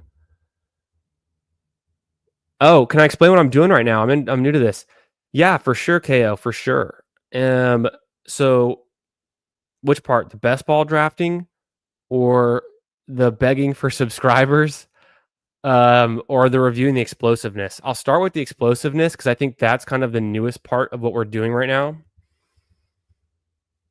Can't imagine. Yeah, Hartman's been in the circle for quite a while now. So we were looking at Player Profiler. It's a site that I'm a fan of, been a fan of for a long time. Was using it a lot for my dynasty research years ago. It's becoming a decent best ball tool too. Let's get a better example. So I tweeted something out, and follow me on Twitter too, at FFB Garage. A lot of good stuff I'm promoting there, if I do say so myself. But it started with this, which is the question was, who is the most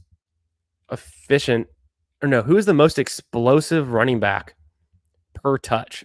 So it's an efficiency metric. It's explosiveness. We're talking about rushing. Of course, it's Jahmyr Gibbs. So this is a bull case for Jahmyr Gibbs, especially in best ball. What is best ball? You're in the right spot. You're in the perfect place to learn. Everyone in the chat can also kind of fill in a little bit, but I'll start with the basics. We're on the site called Underdog, where you can draft a fantasy football team essentially year round. But since we just had the NFL draft, we know where the rookies have landed. You draft a team in this tournament. This is it's called a puppy, but it's a large field tournament. There's 18 rounds, 12 teams.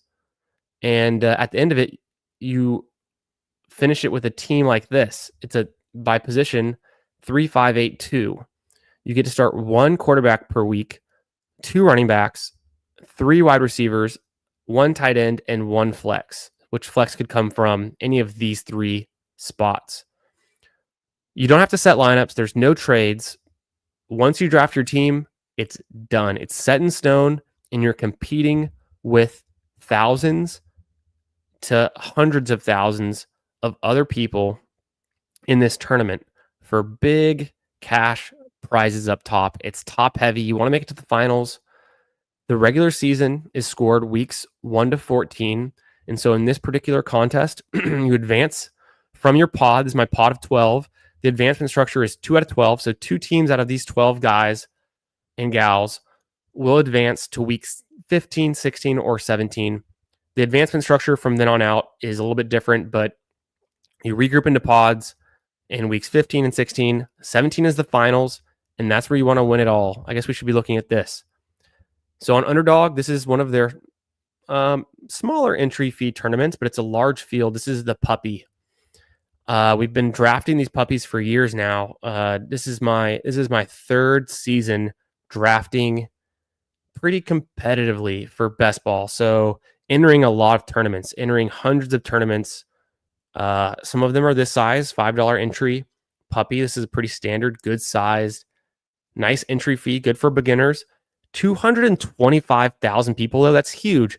You know, your normal redraft league or your dynasty league, you've got 12 people. This is, 225 divided by 12. That's how many pods there are. You can see the advancement structure here. The 2 out of 12, 110, 110, 375 team seat final in week 17 to win it all, to win $100,000. If you get last in that pod of 317, you'd still take home 750, which happens to be the amount of money you would enter if you entered this 150 times, or the max entry. So that's just a quick overview for best ball. Similar, exactly. This is a tournament for fantasy football. It's large field tournaments is what they call it, fantasy football. And the way you get around the cheating, the collusion, anything that could go wrong is you make it best ball style. You draft the team. Your roster cannot be changed the rest of the season. These are the guys I'm going to roll with the whole season. If Jared Goff and Bryce Young and Anthony Richardson all get hurt, I don't have a QB. I can't pick anyone up. There's no changing the roster. It's set in stone. And so there's a lot of cool strategy you can do around stacking, what we call stacking players. Like with Jared Goff, that's a bad example. With Bryce Young, I stacked him with Tet McMillan and Adam Thielen, so that when I get a touchdown, of course, from T-Mac and Bryce Young, I'll get 10 points instead of the individual 4 or 6 points. So we're pretty into it. This channel is a best ball channel for sure. It's a fantasy football channel, of course. And we also talk about dynasty, redraft, anything else. We talk about fantasy golf a little bit. If you're Putt Daddy, if you're some of the other bros, I somehow parlayed my interest of fantasy golf and golf into best ball golf, and I got 5th in Underdog's biggest fantasy golf best ball tournament last year. The Albatross took home about $9,000 from that, so that was a pretty good win for me. Better than what I've done in football so far, but I got 5th in the Albatross. I had 3 teams in the finals. Almost got second, which would have been, I think, $25K or $30K. So that would have been nice. I was in second up until like the last 20 minutes. So good sweat. But no, it's a football channel. We're talking fantasy football. We're drafting best ball. And I hope, that was a pretty long overview, but I hope you've learned kind of about the format. You're subscribed to the channel. You can draft with this summer. You can get involved. If you're new to Underdog, you can use referral code Candyman, which is my username, and they're doing all kind of promos. I want to say you can get like a huge match, and y'all in the chat might even know what the match is these days for the promo.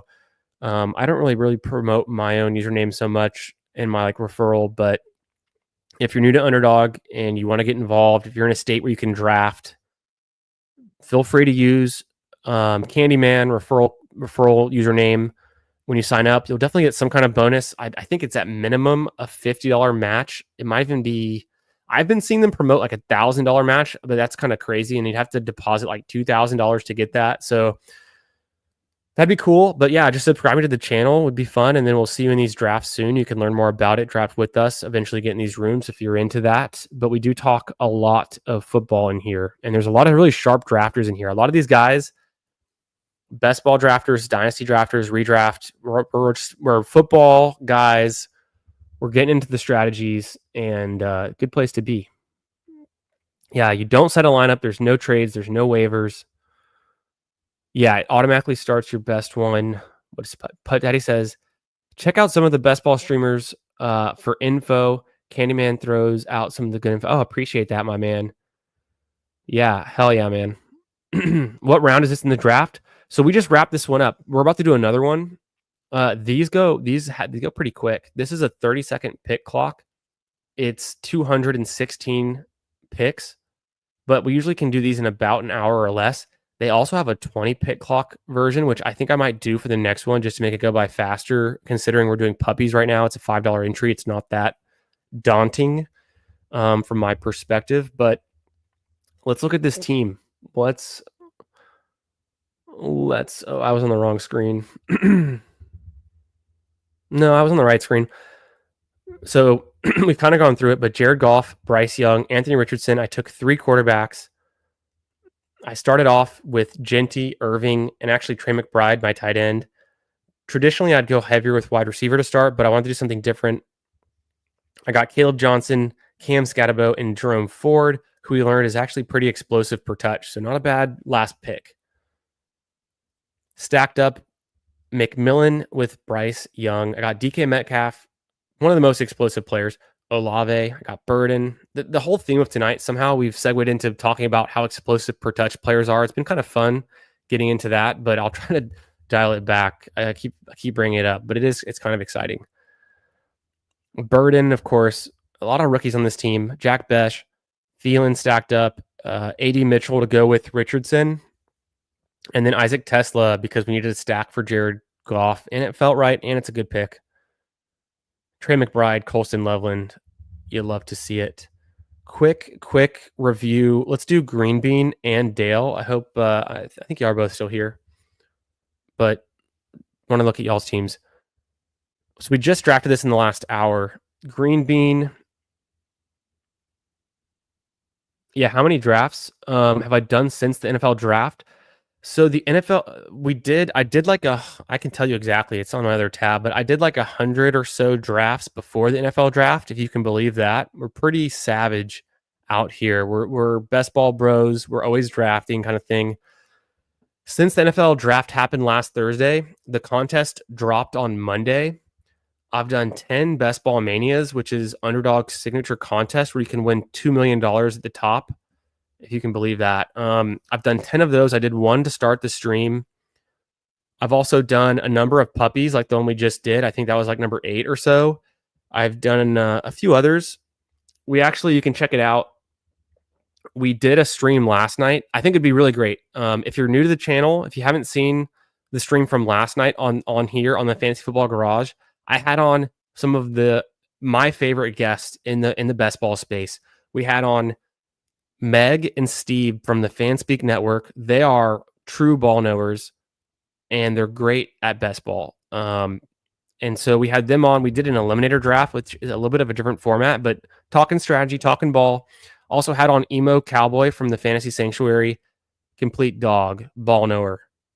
Say less, right? Big friend of the stream. After that, followed it up with PPR Tyler, the Wonder Kid. Don't tell him I said that. Cody, one of my main man. Love drafting with Cody, talking ball. From Off the Schneid. And then BBG, best ball guy, who was streaming earlier. He just wrapped up his show.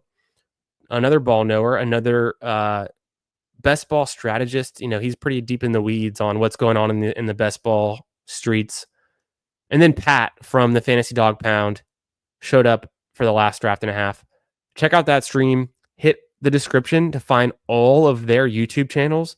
And if you're interested in getting involved in best ball, subscribe to every single one of their channels. You'll learn so much. Some of my favorite people to draft with. And the draft last night was a blast. We started off earlier in the night with some civilized conversation, some strategy, some drafting for the eliminator. As the night goes on, we drafted for like 4.5 hours. It completely devolved into degeneracy, talking about who knows what. I will think mostly. I think it was mostly. I don't know who to blame. I'm not going to blame anyone, but that combo, the different combos we had on the stream last night, it gets wild. The topics off the rails. The drafts we lost. I mean, when BBG jumped in, he didn't know what tournament we were in, what we were drafting, and we didn't know exactly how we're gonna land the plane on that one either. We were taking, I think it was Naked Stroud at one point, which just means we took Stroud unstacked and had to backstack him and figure it out. I think that's what happened. Did a bunch of drafts, super fun time catching up. But yeah, KO Kingdom, welcome to the channel, and we'll hope to see you in some drafts soon. But yeah, check out the stream from last night. Subscribe to all those people, and we'll see you out here. A lot of great people in this community. I've always said the best ball community is the best community in fantasy football. People are really generous. They'll really go out of their way to bring you into the fold, teach you kind of the ropes, and help you win. Albug, what up? Just passed out and woke back up. Love it. What are you up to, Albug? How's it going tonight? How's your Saturday night going? Oh yeah, Al's a big fan of the people I just mentioned. Disbanded, hitting the algorithm. Appreciate you being here, brother. Hope you're having a great Saturday night, Sunday morning. We're doing another puppy, guys. You believe it or not, it's going to be a 20-second pick clock puppy. I digressed pretty far. Let's look at Green Bean's team. 3-5-7-2. Herbert, May, Ward. It's going to be good. It's going to be good. He started off with Jamar Chase from the 1 spot. Kyron, Achane, Hampton, Ramondre, Brashad Smith. You can do worse than having Hampton as your third running back. I like this room. This is a good running back room. You can't go wrong with Jamar Chase, right? Strong, start strong. Flipped it over to running back. Came back for Calvin Ridley. Got the Diggs stacked up. Got the Ridley stacked up. Shakir, we got to get you off Shakir a little bit. No, I'm just kidding. But I don't love the pick for Shakir.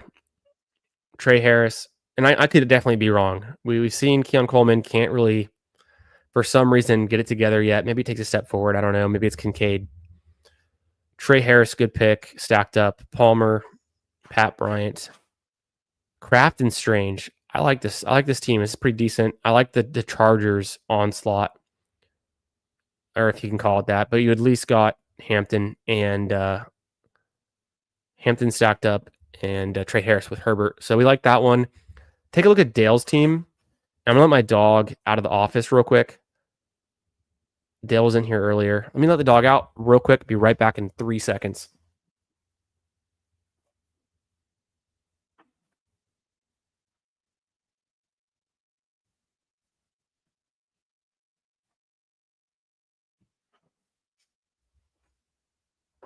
And we're back. Okay. So I kind of got sniped on Geno Smith from Dale, but Dale obviously stacked him up. It must have been with who? No, he didn't stack him up. Dale, you son of a bitch, Dale. You took Geno Smith. It's because you got sniped on. He said he got sniped on Dak because he had CD. But he takes Geno from me. I was trying to set up Geno. It's all right. My team ended up being fine. Jaden Daniels, Josh Jacobs, a big fan. Ken Walker, Pollard, guys that I'm taking a lot of. You can see my exposures here on the overlay. Probably need to back off on Pollard and Walker just a little bit. But I want more Jacobs. We've drafted some Jacobs tonight. She's not updated in the overlay yet. Got to update my exposures. Shipley, McLaughlin. Dale, I don't know about that McLaughlin pick. I don't know about that one. CD, McLaurin. Anytime you have McLaurin stacked up with Jaden Daniels and then the CD Lamb for the until we get the schedule, I'm just going to go with the NFC East correlation. I love it. Love it. Zay Flowers, Egbuka, good pick. Higgins, of course, is fun. Coleman, I like it. And then McMillions, Keenan Allen, Warren, Otten, Johnson. The receiver room's pretty deep. I think you could have taken potentially one less wide receiver, thrown it into running back, but you don't have to. Your running backs are good too. Kind of fall off after the first three, in my opinion. But no, this is a good team. I like it. What do y'all say? Should we draft another puppy? I think so. I think let's get into it. Let's put on some very keyed back, chill, a little bit lower volume even. I have some loading music. Just pump up in the background. If it's too loud, please let me know. Apparently it was too loud earlier. I'll tone it down a bit. We're just going to throw that on just while we're loading the draft. Puppy, 20-second puppy.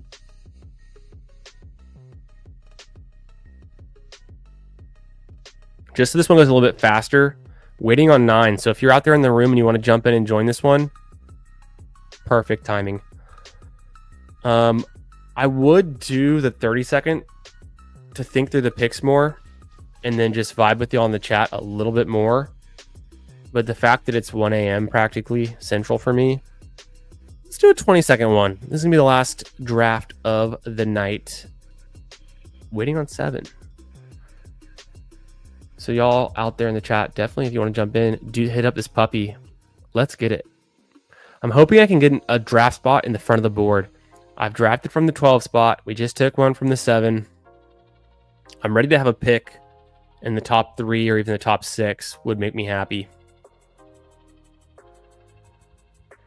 Let's see what we can get. I know it's late, so it might take a little bit longer for this one to fill. Oh, Al Bug grabbing a Corona. Sounds nice.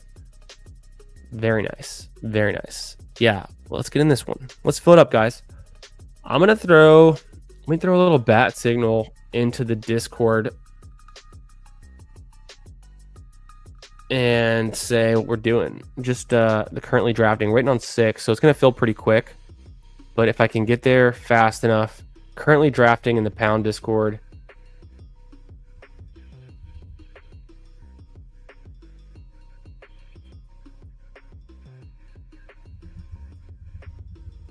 Oh. Well, I mean, it's +4 at this point. We're going to fill it, but by the time I could get in there and throw the signal, we were at +6, so I thought we were going to have more trouble than that. Only 3 now. It's going to fill any second. Let's cut the music. And yeah, guys, you already know, but if you don't, if you're new to the channel, I would appreciate and I would love a subscription. If y'all wanna kick it here and draft with this all summer, you know what we're gonna be up to. It's best ball drafts all summer long. A lot of best ball manias, other fun tournaments like this puppy. We'll get back into the eliminator when the schedule drops, and you're gonna want to be here. So throw me a sub and let's get drafting, guys. It's be a fun one. Oh shit. Boner Brian's in the room. I bet you I just actually closed out of the Discord. I'll pull it up on my phone.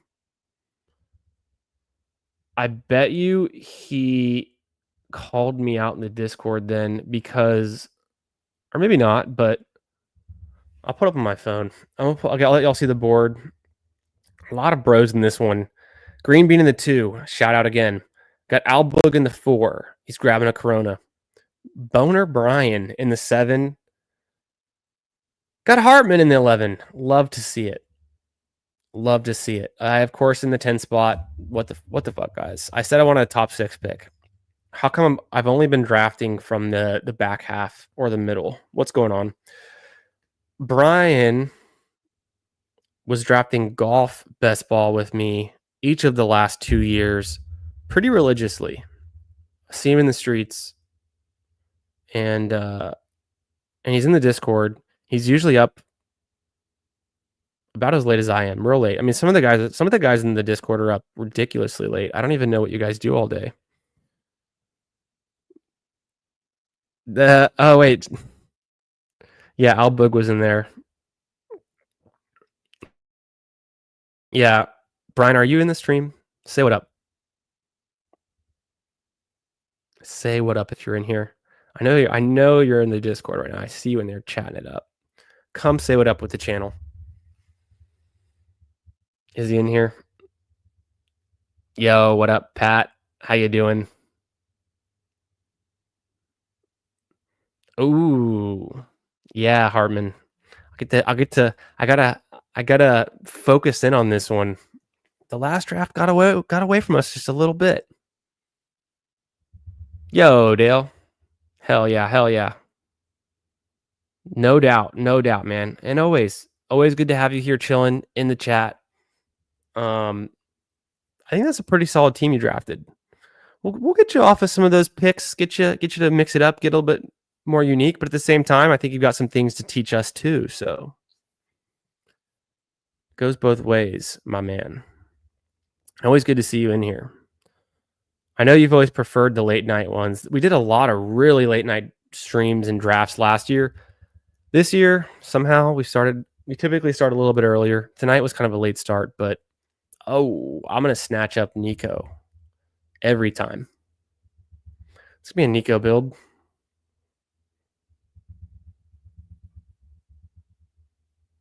Amon-Ra, very good, very good. Putt Daddy got nothing better to do. Perfect audience member. Love it. Appreciate you being here, of course, as always. Putt Daddy, who do you got at the Byron Nelson? Are you smart enough to be all in on Scheffler? I already picked him for the players in my one and done. So I actually picked Sam Burns. Going AJ Brown, no doubt. Explosive AJ Brown. How can I not take AJ Brown after skipping him in the last draft? Got to be Nico, got to be AJ Brown. Kind of makes me want to look up Nico and see how he is explosive, his explosiveness per touch kind of metric and his efficiency that we've been getting into. It's a 20-second pit clock, so it's going to go fast. And I can definitely tell the difference after just doing 3 30-second drafts in a row that were much slower. This one's picking up fast.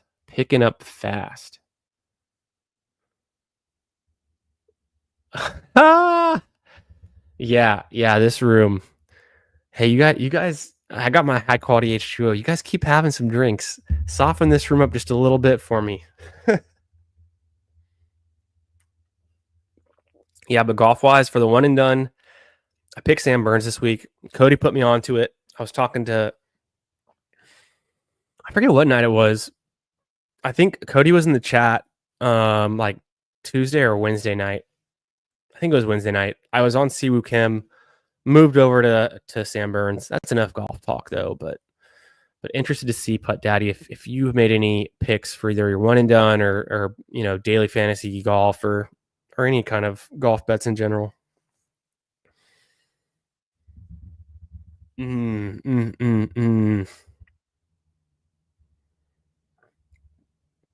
is going to be a good one. I like the Nico Collins, AJ Brown start. It's one that I did a lot last year. If you can pull it off. The funny part was AJ Brown was the first round pick, if you remember, and then Nico Collins was the second round pick.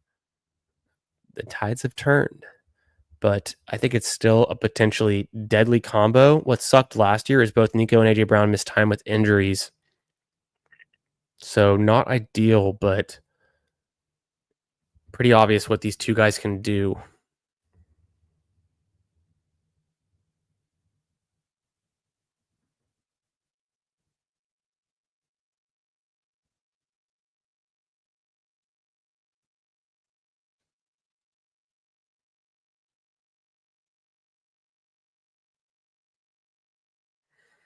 Yep. Josh Jacobs going at pick 30. Incredible value. Incredible. And Bucky at 26.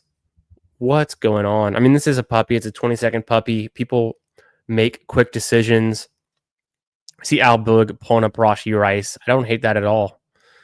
I'll, over Tyreek, why not? McLaurin went a little bit early. DJ Moore went a little bit early. Green Bean, I'll admit that.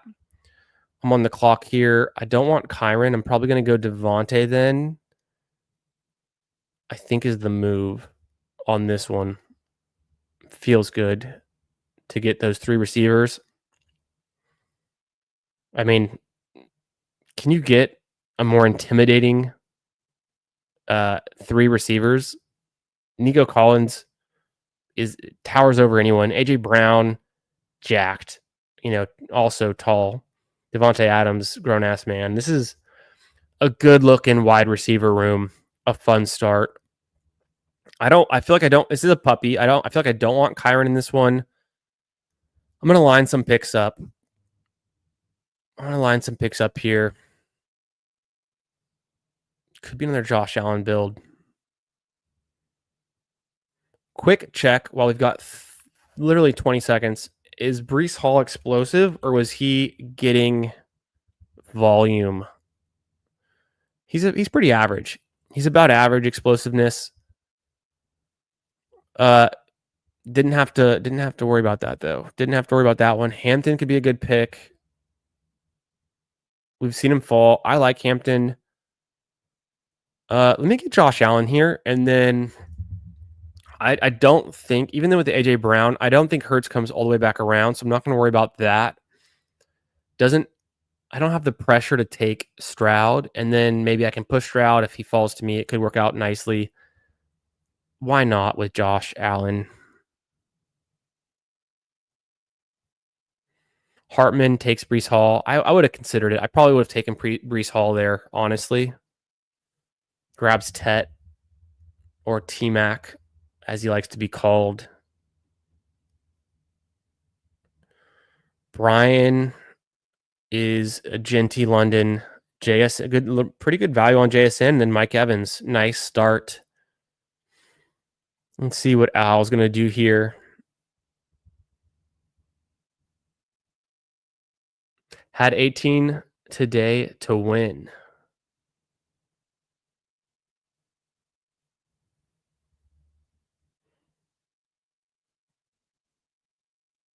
In the horse race? Yeah, good click. I like that. That's smart. Yeah, the Derby for sure. I did watch it with my wife and my daughter, who's 2.5, and would have thought, this is great. We weren't watching TV, but hey, let's all sit down, throw on the Derby. It's horsies. Let's watch the horsies. We tell our daughter, and she was not interested. Not interested in the Derby. So no, but she did eventually come around to it, and we all watched it. It's quick. Get it over quick, and it was on. It must have been 6:00 when it started. If I think back to it, it must have been, I guess, something like that. 6 or 7, probably 6. And then we played Kentucky Derby, and I carried her on my back and ran around the house and made horse noises. So that was my Kentucky Derby experience. Does that sound relatable? Pretty sure most people are drinking through the Derby, enjoying it. The Derby. No, 350 is pretty nice little payday. What was the horse's name that won? I mean, you would know. You watched the Derby. It wasn't. I know Tyler made 2 bets, which were the first and second favorite, and I think the horse that won was must have been the 5th or 7th favorite. Something like that. Which horse was it? Which horse won the Kentucky Derby? I've already forgotten. Y'all let me know. American Spirit? No. Which horse won the Kentucky Derby? Sovereignty. Disbanded. Coming in hot. Sovereignty. Yeah, I guess American Spirit, Sovereignty. Similar themes. Burrow doesn't go very far. Hurts doesn't get very far. You can dream.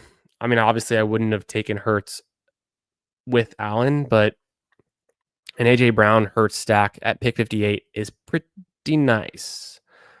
Interesting. Jawan Jennings off the board. So I don't want Chuba. I don't want Walk. I would take Kamara here. Not a Dunze. Could take Travion and then try to push Kamara around. Let me do that. And either way, I don't have to get Kamara. I don't want to be so in on the Saints that like I have to have them. The thing was Shakir is still there. But this is too early for Shakir. Way too early.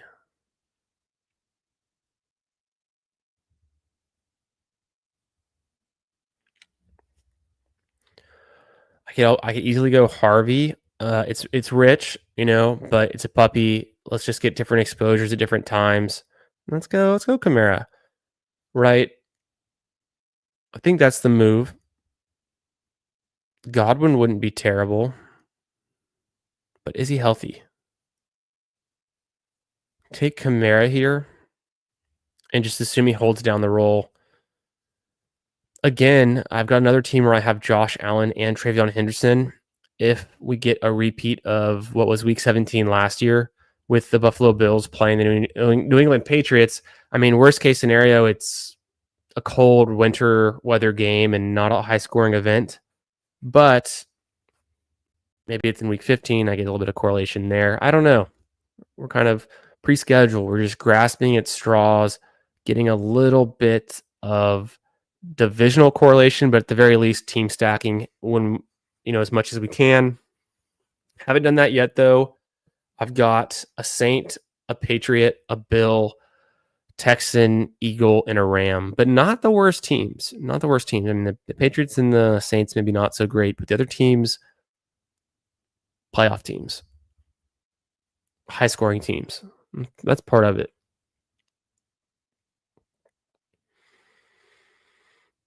Don't know any of the names. First time watching the Derby live. I mean, I'm not big on it. My wife likes horses, so let it, it's a sporting event. Why not? Let's do it. Oh, let's do it. That's what we wanted to do. Great call out.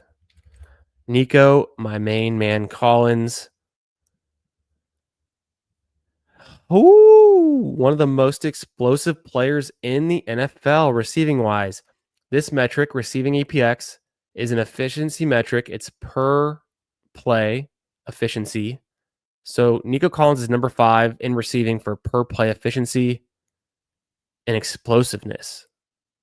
I keep mixing up the efficiency and the explosiveness, but it's an efficiency metric about explosiveness. He had 14 explosive plays. He only played in 12 games, so you're getting 1 per game at least. Pretty good. Pretty good. Could be better. Better O-line, more consistent quarterback play. Could be the wide receiver 1 on the season. In my mind, that's his ceiling. He could do it. Otherwise, why are you drafting me in the first round? I feel strongly about Neighbors too. The quarterback situation there is a little bit more limiting, but we have seen Neighbors is quarterback proof. We already looked up Neighbors on here, right? It was less than we thought it would be, but still pretty good.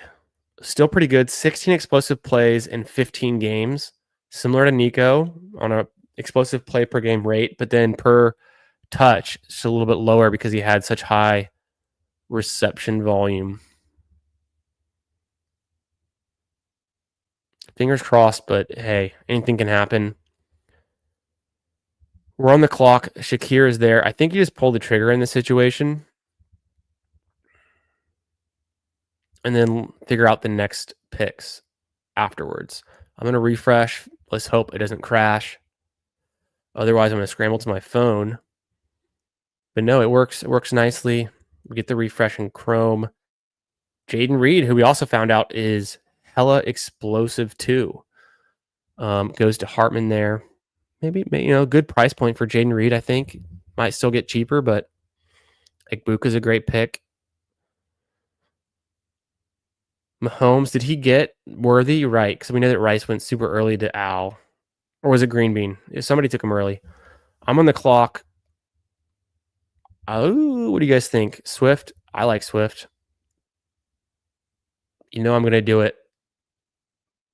Tight end wise, Jonnu could be interesting, but I'm going to go Swift there. And then just for last peak, what is Jonnu Smith's explosiveness per catch? I would think it'd be good. It's terrible. He's a volume-based tight end. We should have known 88 receptions for only 884 yards. Not a lot of air yards. The touchdowns per target is fine. Only 4 explosive plays. Pretty bad. So that's really interesting. I guess we could have figured that. He's more of a compiler. You think of Tyreek or Waddle when you think explosive plays. Even to some extent, Achane was more middle of the pack, right? When we looked at his profile earlier. Did anyone snipe Boogs yet? I don't think he got sniped on him. I think he's going good, right? He got Jalen Hurts. He did get Rice. He did. Oh, I have Twitter over here. Let me pull Twitter over here so I can actually look at it.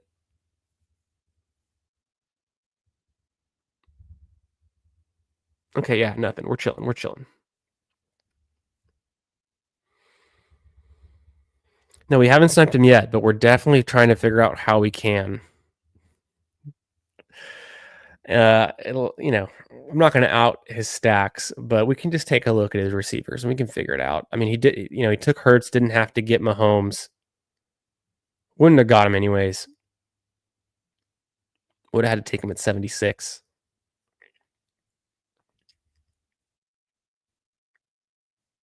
He's got some outs. He's got some later stacks. We're going to have to compete with him a little bit on these Texans here, it might look like.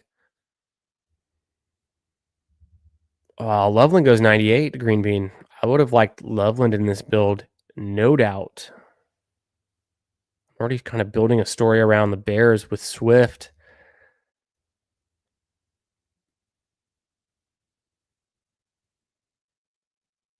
Yeah, this is going good. It's my first time stacking up Shakir with Josh Allen post NFL draft. I'm not a big Shakir guy, but I'll do it when the stack's right, when the price is right. I think 82 is a decent enough price that I'll try it out, but pretty low ceiling pick with Shakir. I think at least.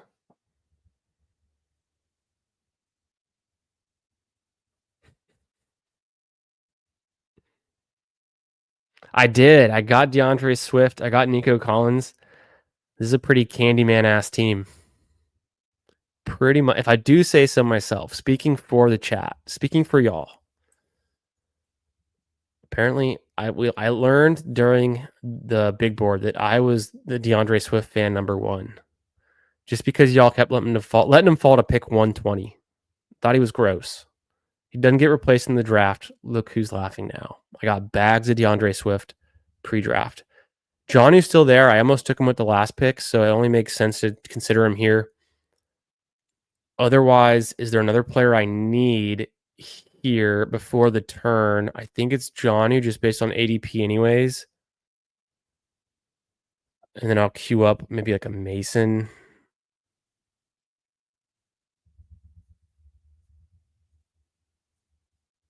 Oh, well, that didn't last long.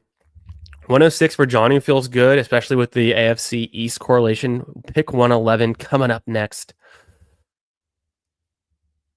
Indy TKS takes Keon from me. Probably did me a favor.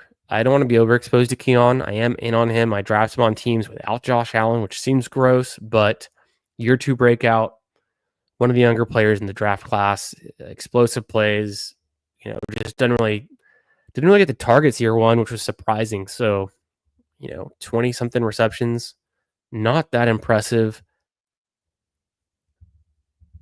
Bo Nix is still there, but I don't think I necessarily want him. I could take Kelsey and do something weird. I could get Tootin.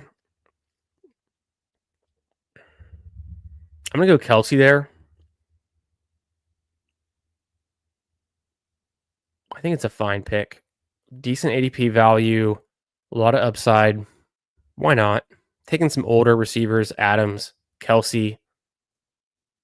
I just felt good enough at running back. And what was it? Pick 111. A little bit early for Tootin. Not that he isn't a good pick. Definitely too early for another quarterback. Only round 10. Want to wait to round 11 plus when you have Josh Allen, I think. Jonnu gives me an interesting out.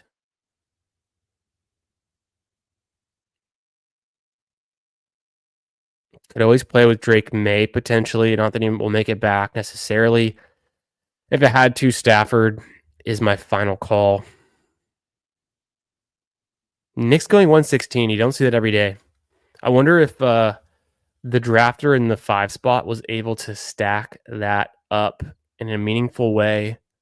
He was with Cortland Sutton. So you take Sutton and you push Bo Nix. Not something I've seen accomplished very often to such an effect, where he got Bo Nix 2 full rounds past ADP. What are we asleep at the wheel, guys? What's going on in this draft room? Harvey went pretty early anyways, but the drafter in that spot has Lamar and just isn't interested in Bo Nix. I guess it makes sense. You get a rare combination of outcomes to make a Bo Nix fall to 116. Great value. I think not Nakoma yet again. Yeah, you hear me? We're going to snipe you. Trying to get rid of Pat. Appreciate y'all all for kicking it in the chat on this late Saturday night stream. Make sure you're subbed to the channel. Throw me a like. And we're going to be drafting all summer. You already know. You already know where we're going to be drafting these late night streams all summer. We had a blast of a stream last night. Pat was there. And we had a lot of good times, a lot of good conversations, pretty decent teams. I think he took advantage of us in one of the puppies. He got a little bit of the stream EV when it was complete madness with Tyler and Cody on and BBG, and no one knew what was going on. I think Pat got some plus EV on that puppy, but this tonight's a little bit more chill, focusing on these drafts. We knocked out a Best Ball Mania. The last puppy was fine. I think this one, the 20-second clock, is helping. Things are getting a little bit crazier. Some people are reaching, some picks are falling. You'll love to see it.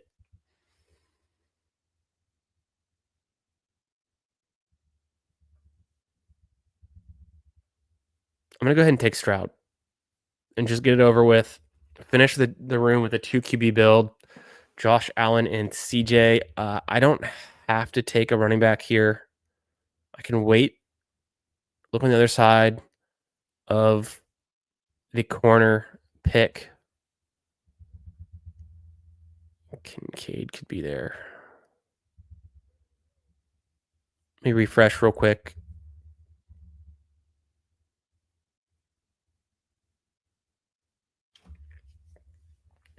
Kraft goes. Either way, either of these picks would work for me. It'd be kind of weird to go 3 tight end with Jonnu, Kelsey, and Kincaid. It seems like a lot of draft capital up front. Hartman grabs Noel. Could have been a nice stacking partner. I got Nico. I'm not worried. Makes me think about going Schultz later, although not crazy about Schultz. Probably just take Kincaid here.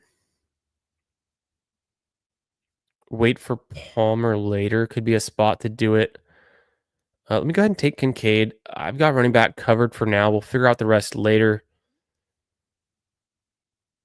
Looking good. 2-3-4-3 build.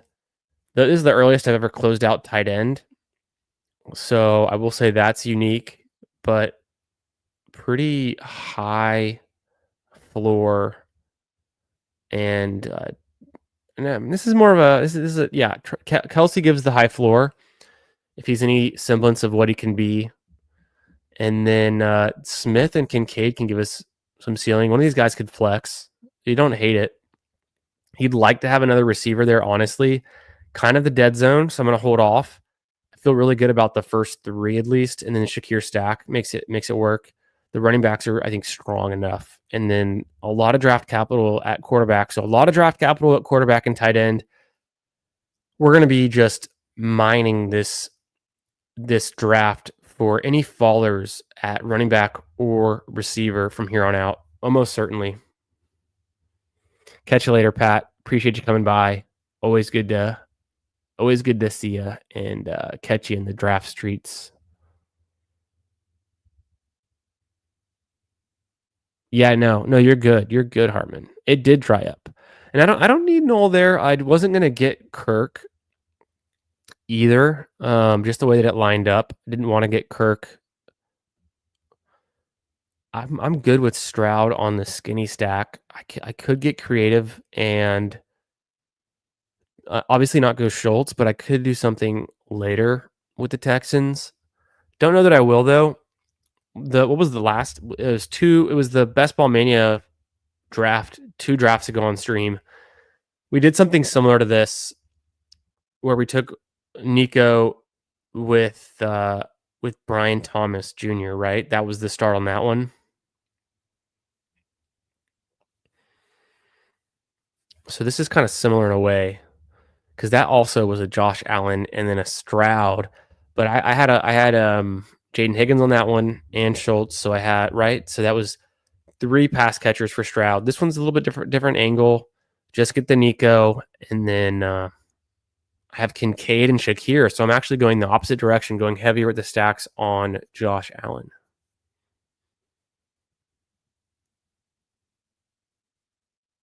Pick coming up is 154 in round 13, and then it's going to be pick 159 in round 14. Palmer goes. ETJ, I would have liked that. I think White could be fine here. Let me get rid of everything that's not a receiver and a running back. Ray Davis makes sense too. Maybe get him on the way back. Or because he's got the ADP ahead of White. I'll go Ray Davis. Betting on the Bills, even though, could be somewhat counter a little bit of counter thinking. You want the quarterback and the running back that doesn't really catch balls. But just the team stack with the Bills is enough for me to pull the trigger. I've been drafting a lot of Rachaad White, so I like to get off that click a little bit too. Doesn't hurt. Need a wide receiver. It's pick 160. It's QJ. It's Wandale. Don't love either one. I'm going to go QJ. Just for... I know he could keep falling. We're already 10 picks past ADP. He definitely can keep falling. We'll see how the camp news goes. It could be a lot of bad news on him. They're trying to replace him with Trey Harris or even Mike Williams, which is kind of gross.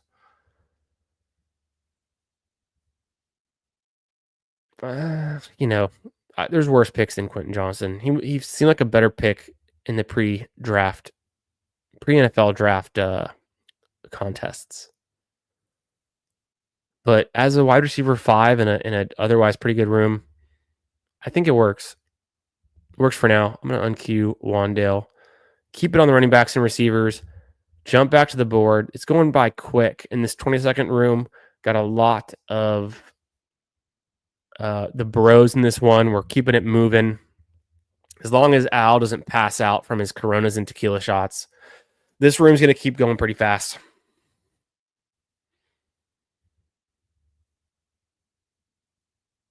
Auto Gino scrolling down. That's the Corona speaking. No, I'm just giving you a hard time. I think we're also using the same rankings. Maybe some similar rankings. Yeah.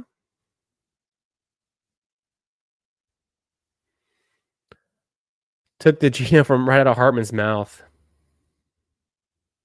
Okay, you ended up with Jacoby. That was right. Yeah, I saw you had Jacoby there. Yeah, I get what you're saying though. It's because you took Gino early. You would have liked to have gotten Gino at pick 148 or best case scenario 165 around ADP, I guess. Didn't Bowers go somewhat late in this one? No, not at all. Pick 14. That's what Hartman's talking about. Obviously, I mean, when you're stacking Geno, there's very limited realistic stacking partners. It's expanded since the draft, of course, but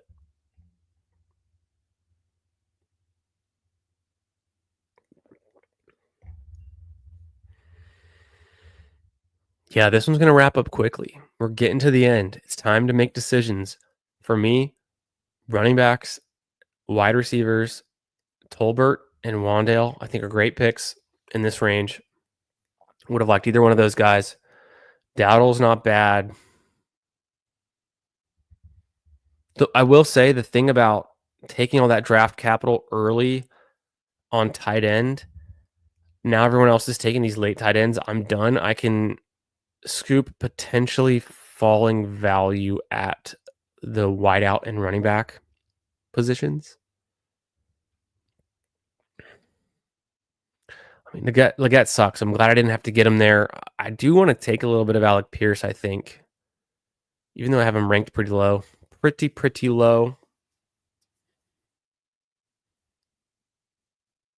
Yeah, that's the move. Alec Pierce on this one maybe works as a bring back for the Texans. You never know.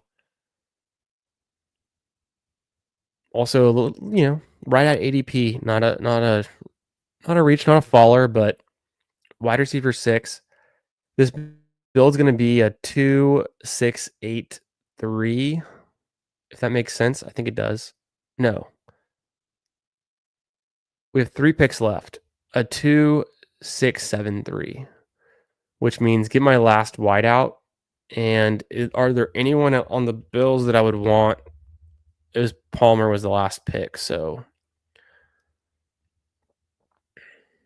last wideout selection, and then we need 2 running backs. I don't want Neal and Kamara on the same team necessarily. Samson, I just don't know. I guess I'm not clicking him a lot. Let me grab Michael Wilson here. Michael Wilson doesn't necessarily play into this team so much other than he might give us some consistent production. Probably a limited ceiling, though. It's kind of maybe the biggest issue with him, with having Shakir and Wilson being low ceiling guys. And then Pierce and Johnston give me some upside for spike weeks outside of my top 3 receivers. The receiver room could be just a tad bit stronger. So with my last 2 picks, it depends. I might be able to stop with 5 running backs and then do a 2-5-8-3 build. Let's just see what's there at wide receiver and running back and kind of take it face value. And then just, I don't think there's any one, either going 2 running backs, not necessarily, the optimal play if there's another receiver there that would work. I'm done with my stacks, though. There's no Texans receivers to go after. And then running backs, this is the dart throws, the Jerome Fords, Rashard Smiths. Hartman gets his guy in Marshawn Lloyd and Roschon. I would have taken Roschon over Micah Wilson, it seems, if it wasn't a Swift team. That too. Probably don't want Roschon and Swift on the same team. Unless the Bears go a lot run heavier than they had been and actually give Roschon touches.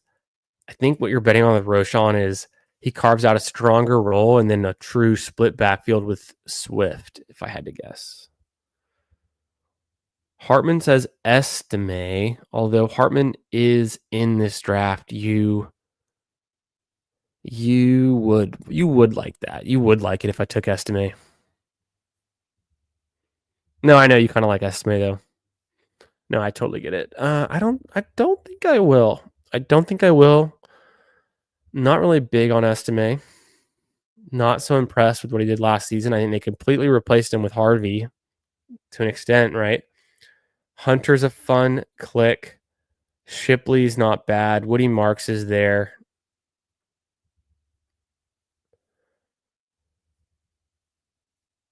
I'm going to go running back first and foremost. Clean that up.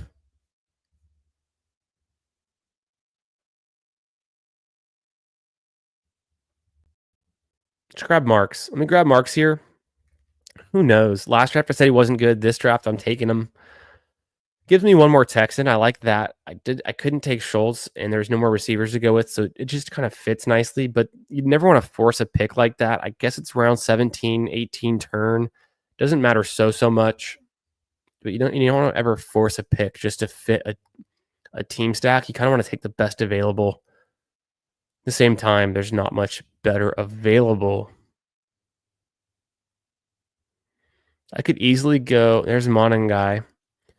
Could easily go Shipley here, if not for which receivers would I want? I kind of want some Franklin. I think Franklin does more for this team. Did they replace him with Pat Bryant? I don't know. Franklin was a younger receiver in his class. Played really well at Oregon. Played with Bo Nix. Teammates again. You have the whole shower narrative, right? I've been trying to get Troy Franklin on some more teams, and it hasn't been happening very often. I did get him in a BBM, which I don't know if that was with Bo Nix or not. He seems like he fits this build though, and then just stop with five running backs. I need Marks to have a nice role, although we know Mixon is very good. Davis needs to maybe this is the one where this is the universe where James Cook holds out or forces a trade or something mid-season. Who knows? Ray Davis becomes a guy. Otherwise, I'm just relying on Kamara to keep holding it down, Swift to do his thing, Henderson to be elite. Running back might be my weaker category, considering I've got Josh Allen and CJ Stroud. The receivers are strong enough. I ended up getting enough depth on the back end too with an upside pick, a bomber like Troy Franklin. The tight end room is, show me one without a true elite tight end that's stronger than this one. 3 triple click, at tight end, 3 guys from the middle of the draft. Green Bean grabs DK there. It's a fun click. I did notice that. And Al goes with Tucker as his last pick for his Geno stack. You don't mind that one. Who did I want to look up? I could look up Ray Davis. I could look up Swift. And then maybe Adams, Shakir, QJ, Franklin. Let's just do a rapid fire on this one. Look up a few guys. I wanted to see. I already forgot him. Who was the first one? The running back. Davis and Swift. The theme of this whole stream has been, how explosive are you? Based on the tweet that I had, you might have seen it so far. Follow me on Twitter if you're not. It's fun. I know Al follows me on Twitter. Factoring in per play efficiency and total volume of explosive plays created, I'm the most explosive rushing running back in the NFL. Who am I? It was Jahmyr Gibbs right there. Per touch efficiency, ranking his explosiveness. Ray Davis, I don't know. Oh, he's awful. He's got low volume though, so it's kind of hard to judge. Can't judge his receptions. Although his receptions, I guess, would be explosive, but he didn't have the volume to be ranked, and his rushing's pretty bad. Only 13 out of. So Ray Davis, not explosive. Conclusively not explosive Ray Davis. Swift. Yikes. One of the more efficient and explosive receiving running backs, and one of the Stone worst rushing. I didn't expect that fully. Interesting. I don't know what we just learned, but it doesn't seem good for Swift. Look up Quentin Johnston.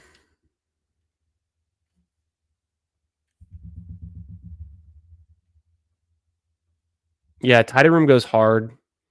The 20 seconds are glorious. I think estimate is toast. Leave it to Boner to take Shipley. Yeah, Brian got your Shipley pick in the last one. KO says, I just joined a league and only drafted the Bears roster. It'd be cool to see how they do, but yeah. Nice. Yeah, you get cooked in one of those for sure, for sure. And we don't even know when their bye week is yet, but for sure. Nice. So a Bears fan, definitely a Bears fan. I think your question was about Monangai earlier, so I like that. I try to stay pretty neutral in my fantasy, my best ball drafting because I draft so many teams, but I'm definitely a Texans fan. Got my official Texans CJ Stroud and Will Anderson day one draft hat that I wear on most of the streams. Otherwise, I'm also based in Houston, so gotta pull for your hometown guys. QJ, how explosive? Decent. I would say decent. This is not bad at all. It's better than I would have guessed. I knew he was somewhat explosive. 100 is average, so receiving, he's above average. Some big plays. He needs to get better. Work on the drops. His burst score was off the charts, so we already knew he should be explosive. Franklin. This has been a fun little quirk of a new game. So next time we do some drafts, maybe tomorrow, we'll maybe continue this. Y'all can remind me, and we can look up some players that we haven't already looked up, and bust some of our priors, find out some new interesting facts, fix our confirmation bias, and hypothesis test all of these different players and how explosive they are per touch, how many explosive plays they had. Franklin's sample's too small. Looks very similar to Keon Coleman, so not great. What would you rate the Texans draft? They're moving, they're shaking, they're making trades, they're trading back. Anytime you think like just strategically, anytime you can trade back, you kind of want to do it, right? If you can make it happen. We see the Giants take Dart and Abdul Carter in 2025. That's kind of what the Texans did in 2023 with a little bit more draft capital. They went Stroud and Will Anderson. So I think it could work out and flip the franchise for the Giants pretty quickly. The neighbors pick for the Giants was obviously good. So they're about to turn things around in New York. Texans draft, they got a tackle in the second round when they traded back. They also got Higgins and Knoll, I think are good picks. They got a safety pick, a cornerback. They took a tight end, Luke Lashy out of Iowa. Pretty good. I would probably, I don't know. I don't know that I actually looked up what other people rated their draft. I probably did see something last week and I've already forgotten it, but I'd give him like a B plus. I think it's not bad. Not bad. Who's not advancing in our pod? We'll have to look. I might mark this pod down because there's so many of us in it. Yeah. Brian's not in here reading the comments. We could throw this. We could throw the draft room into the Pounders Discord and let them vote on who's not advancing from this one. Okay, so we figured out that Franklin's not really rated. He didn't have enough plays. I think the only other player I wanted to see was Adams, or maybe even Shakir would be fun. Probably just Adams. Oh, Kelsey would be kind of damning.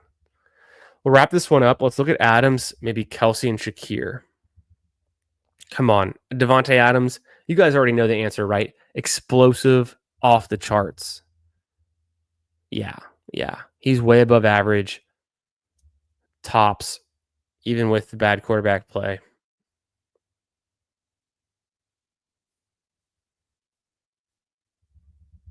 Pretty good for his age anyways. Shakir can't be explosive. He didn't have enough big plays. He's not.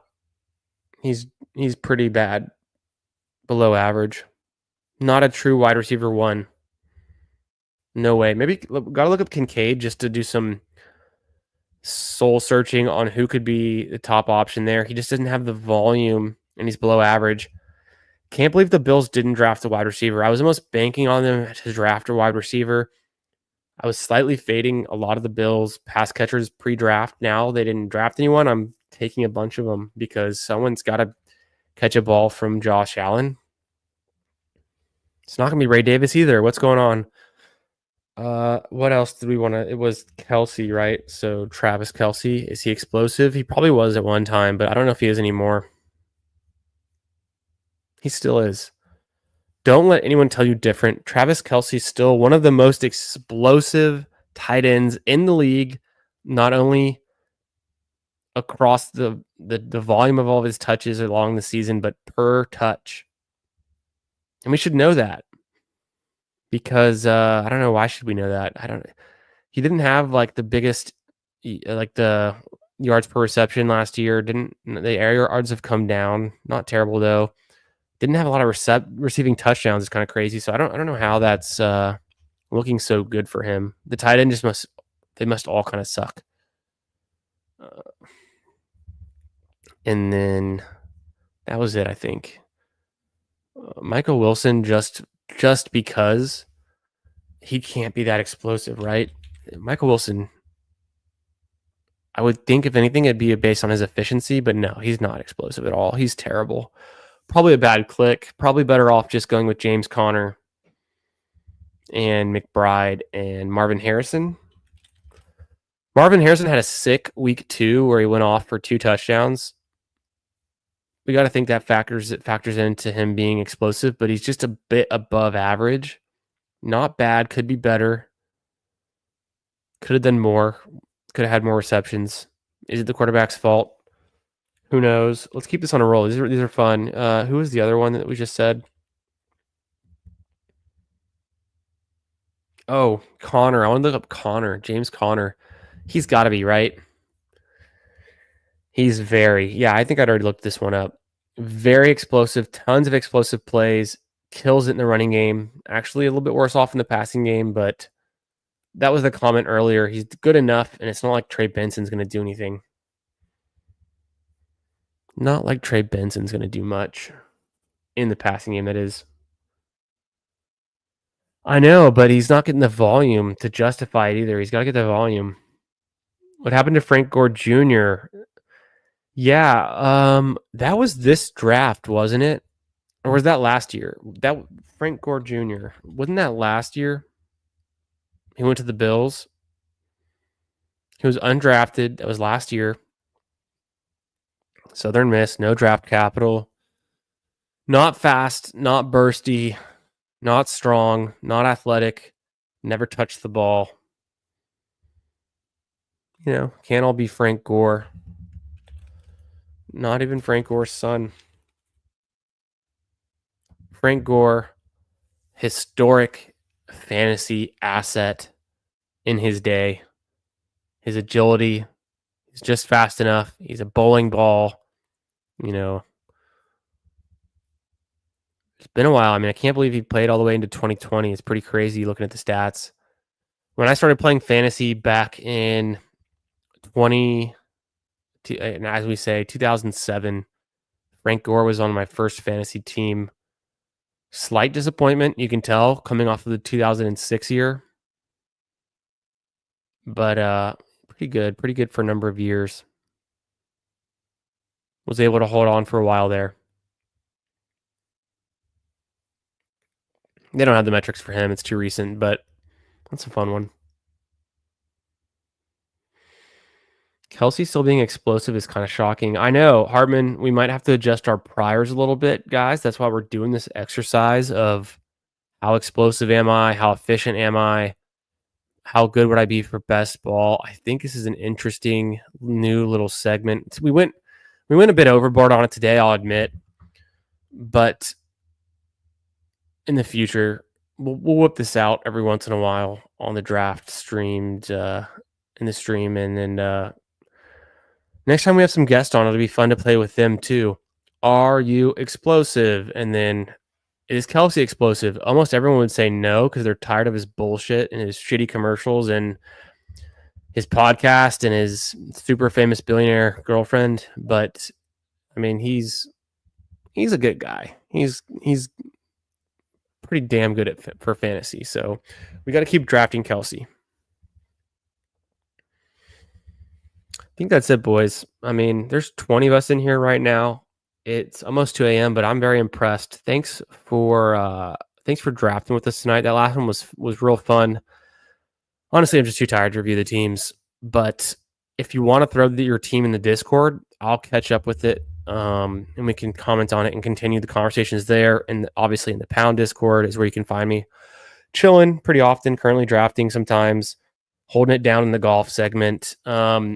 But yeah, we're gonna wrap this one up. It's been a really fun stream. We did 3 drafts, went for a really long time. It's super late, but a lot of fun. Make sure you subscribe to the channel. And we'll catch you in another draft real soon. Appreciate y'all for being here. Shout out to y'all for making this last draft feel so fast and making it go so fast, being fun. Catch y'all in another one. Sending it off. Peace out. And let's end the stream there. But overall, it's like the guy can ball. Like actions speak louder than words.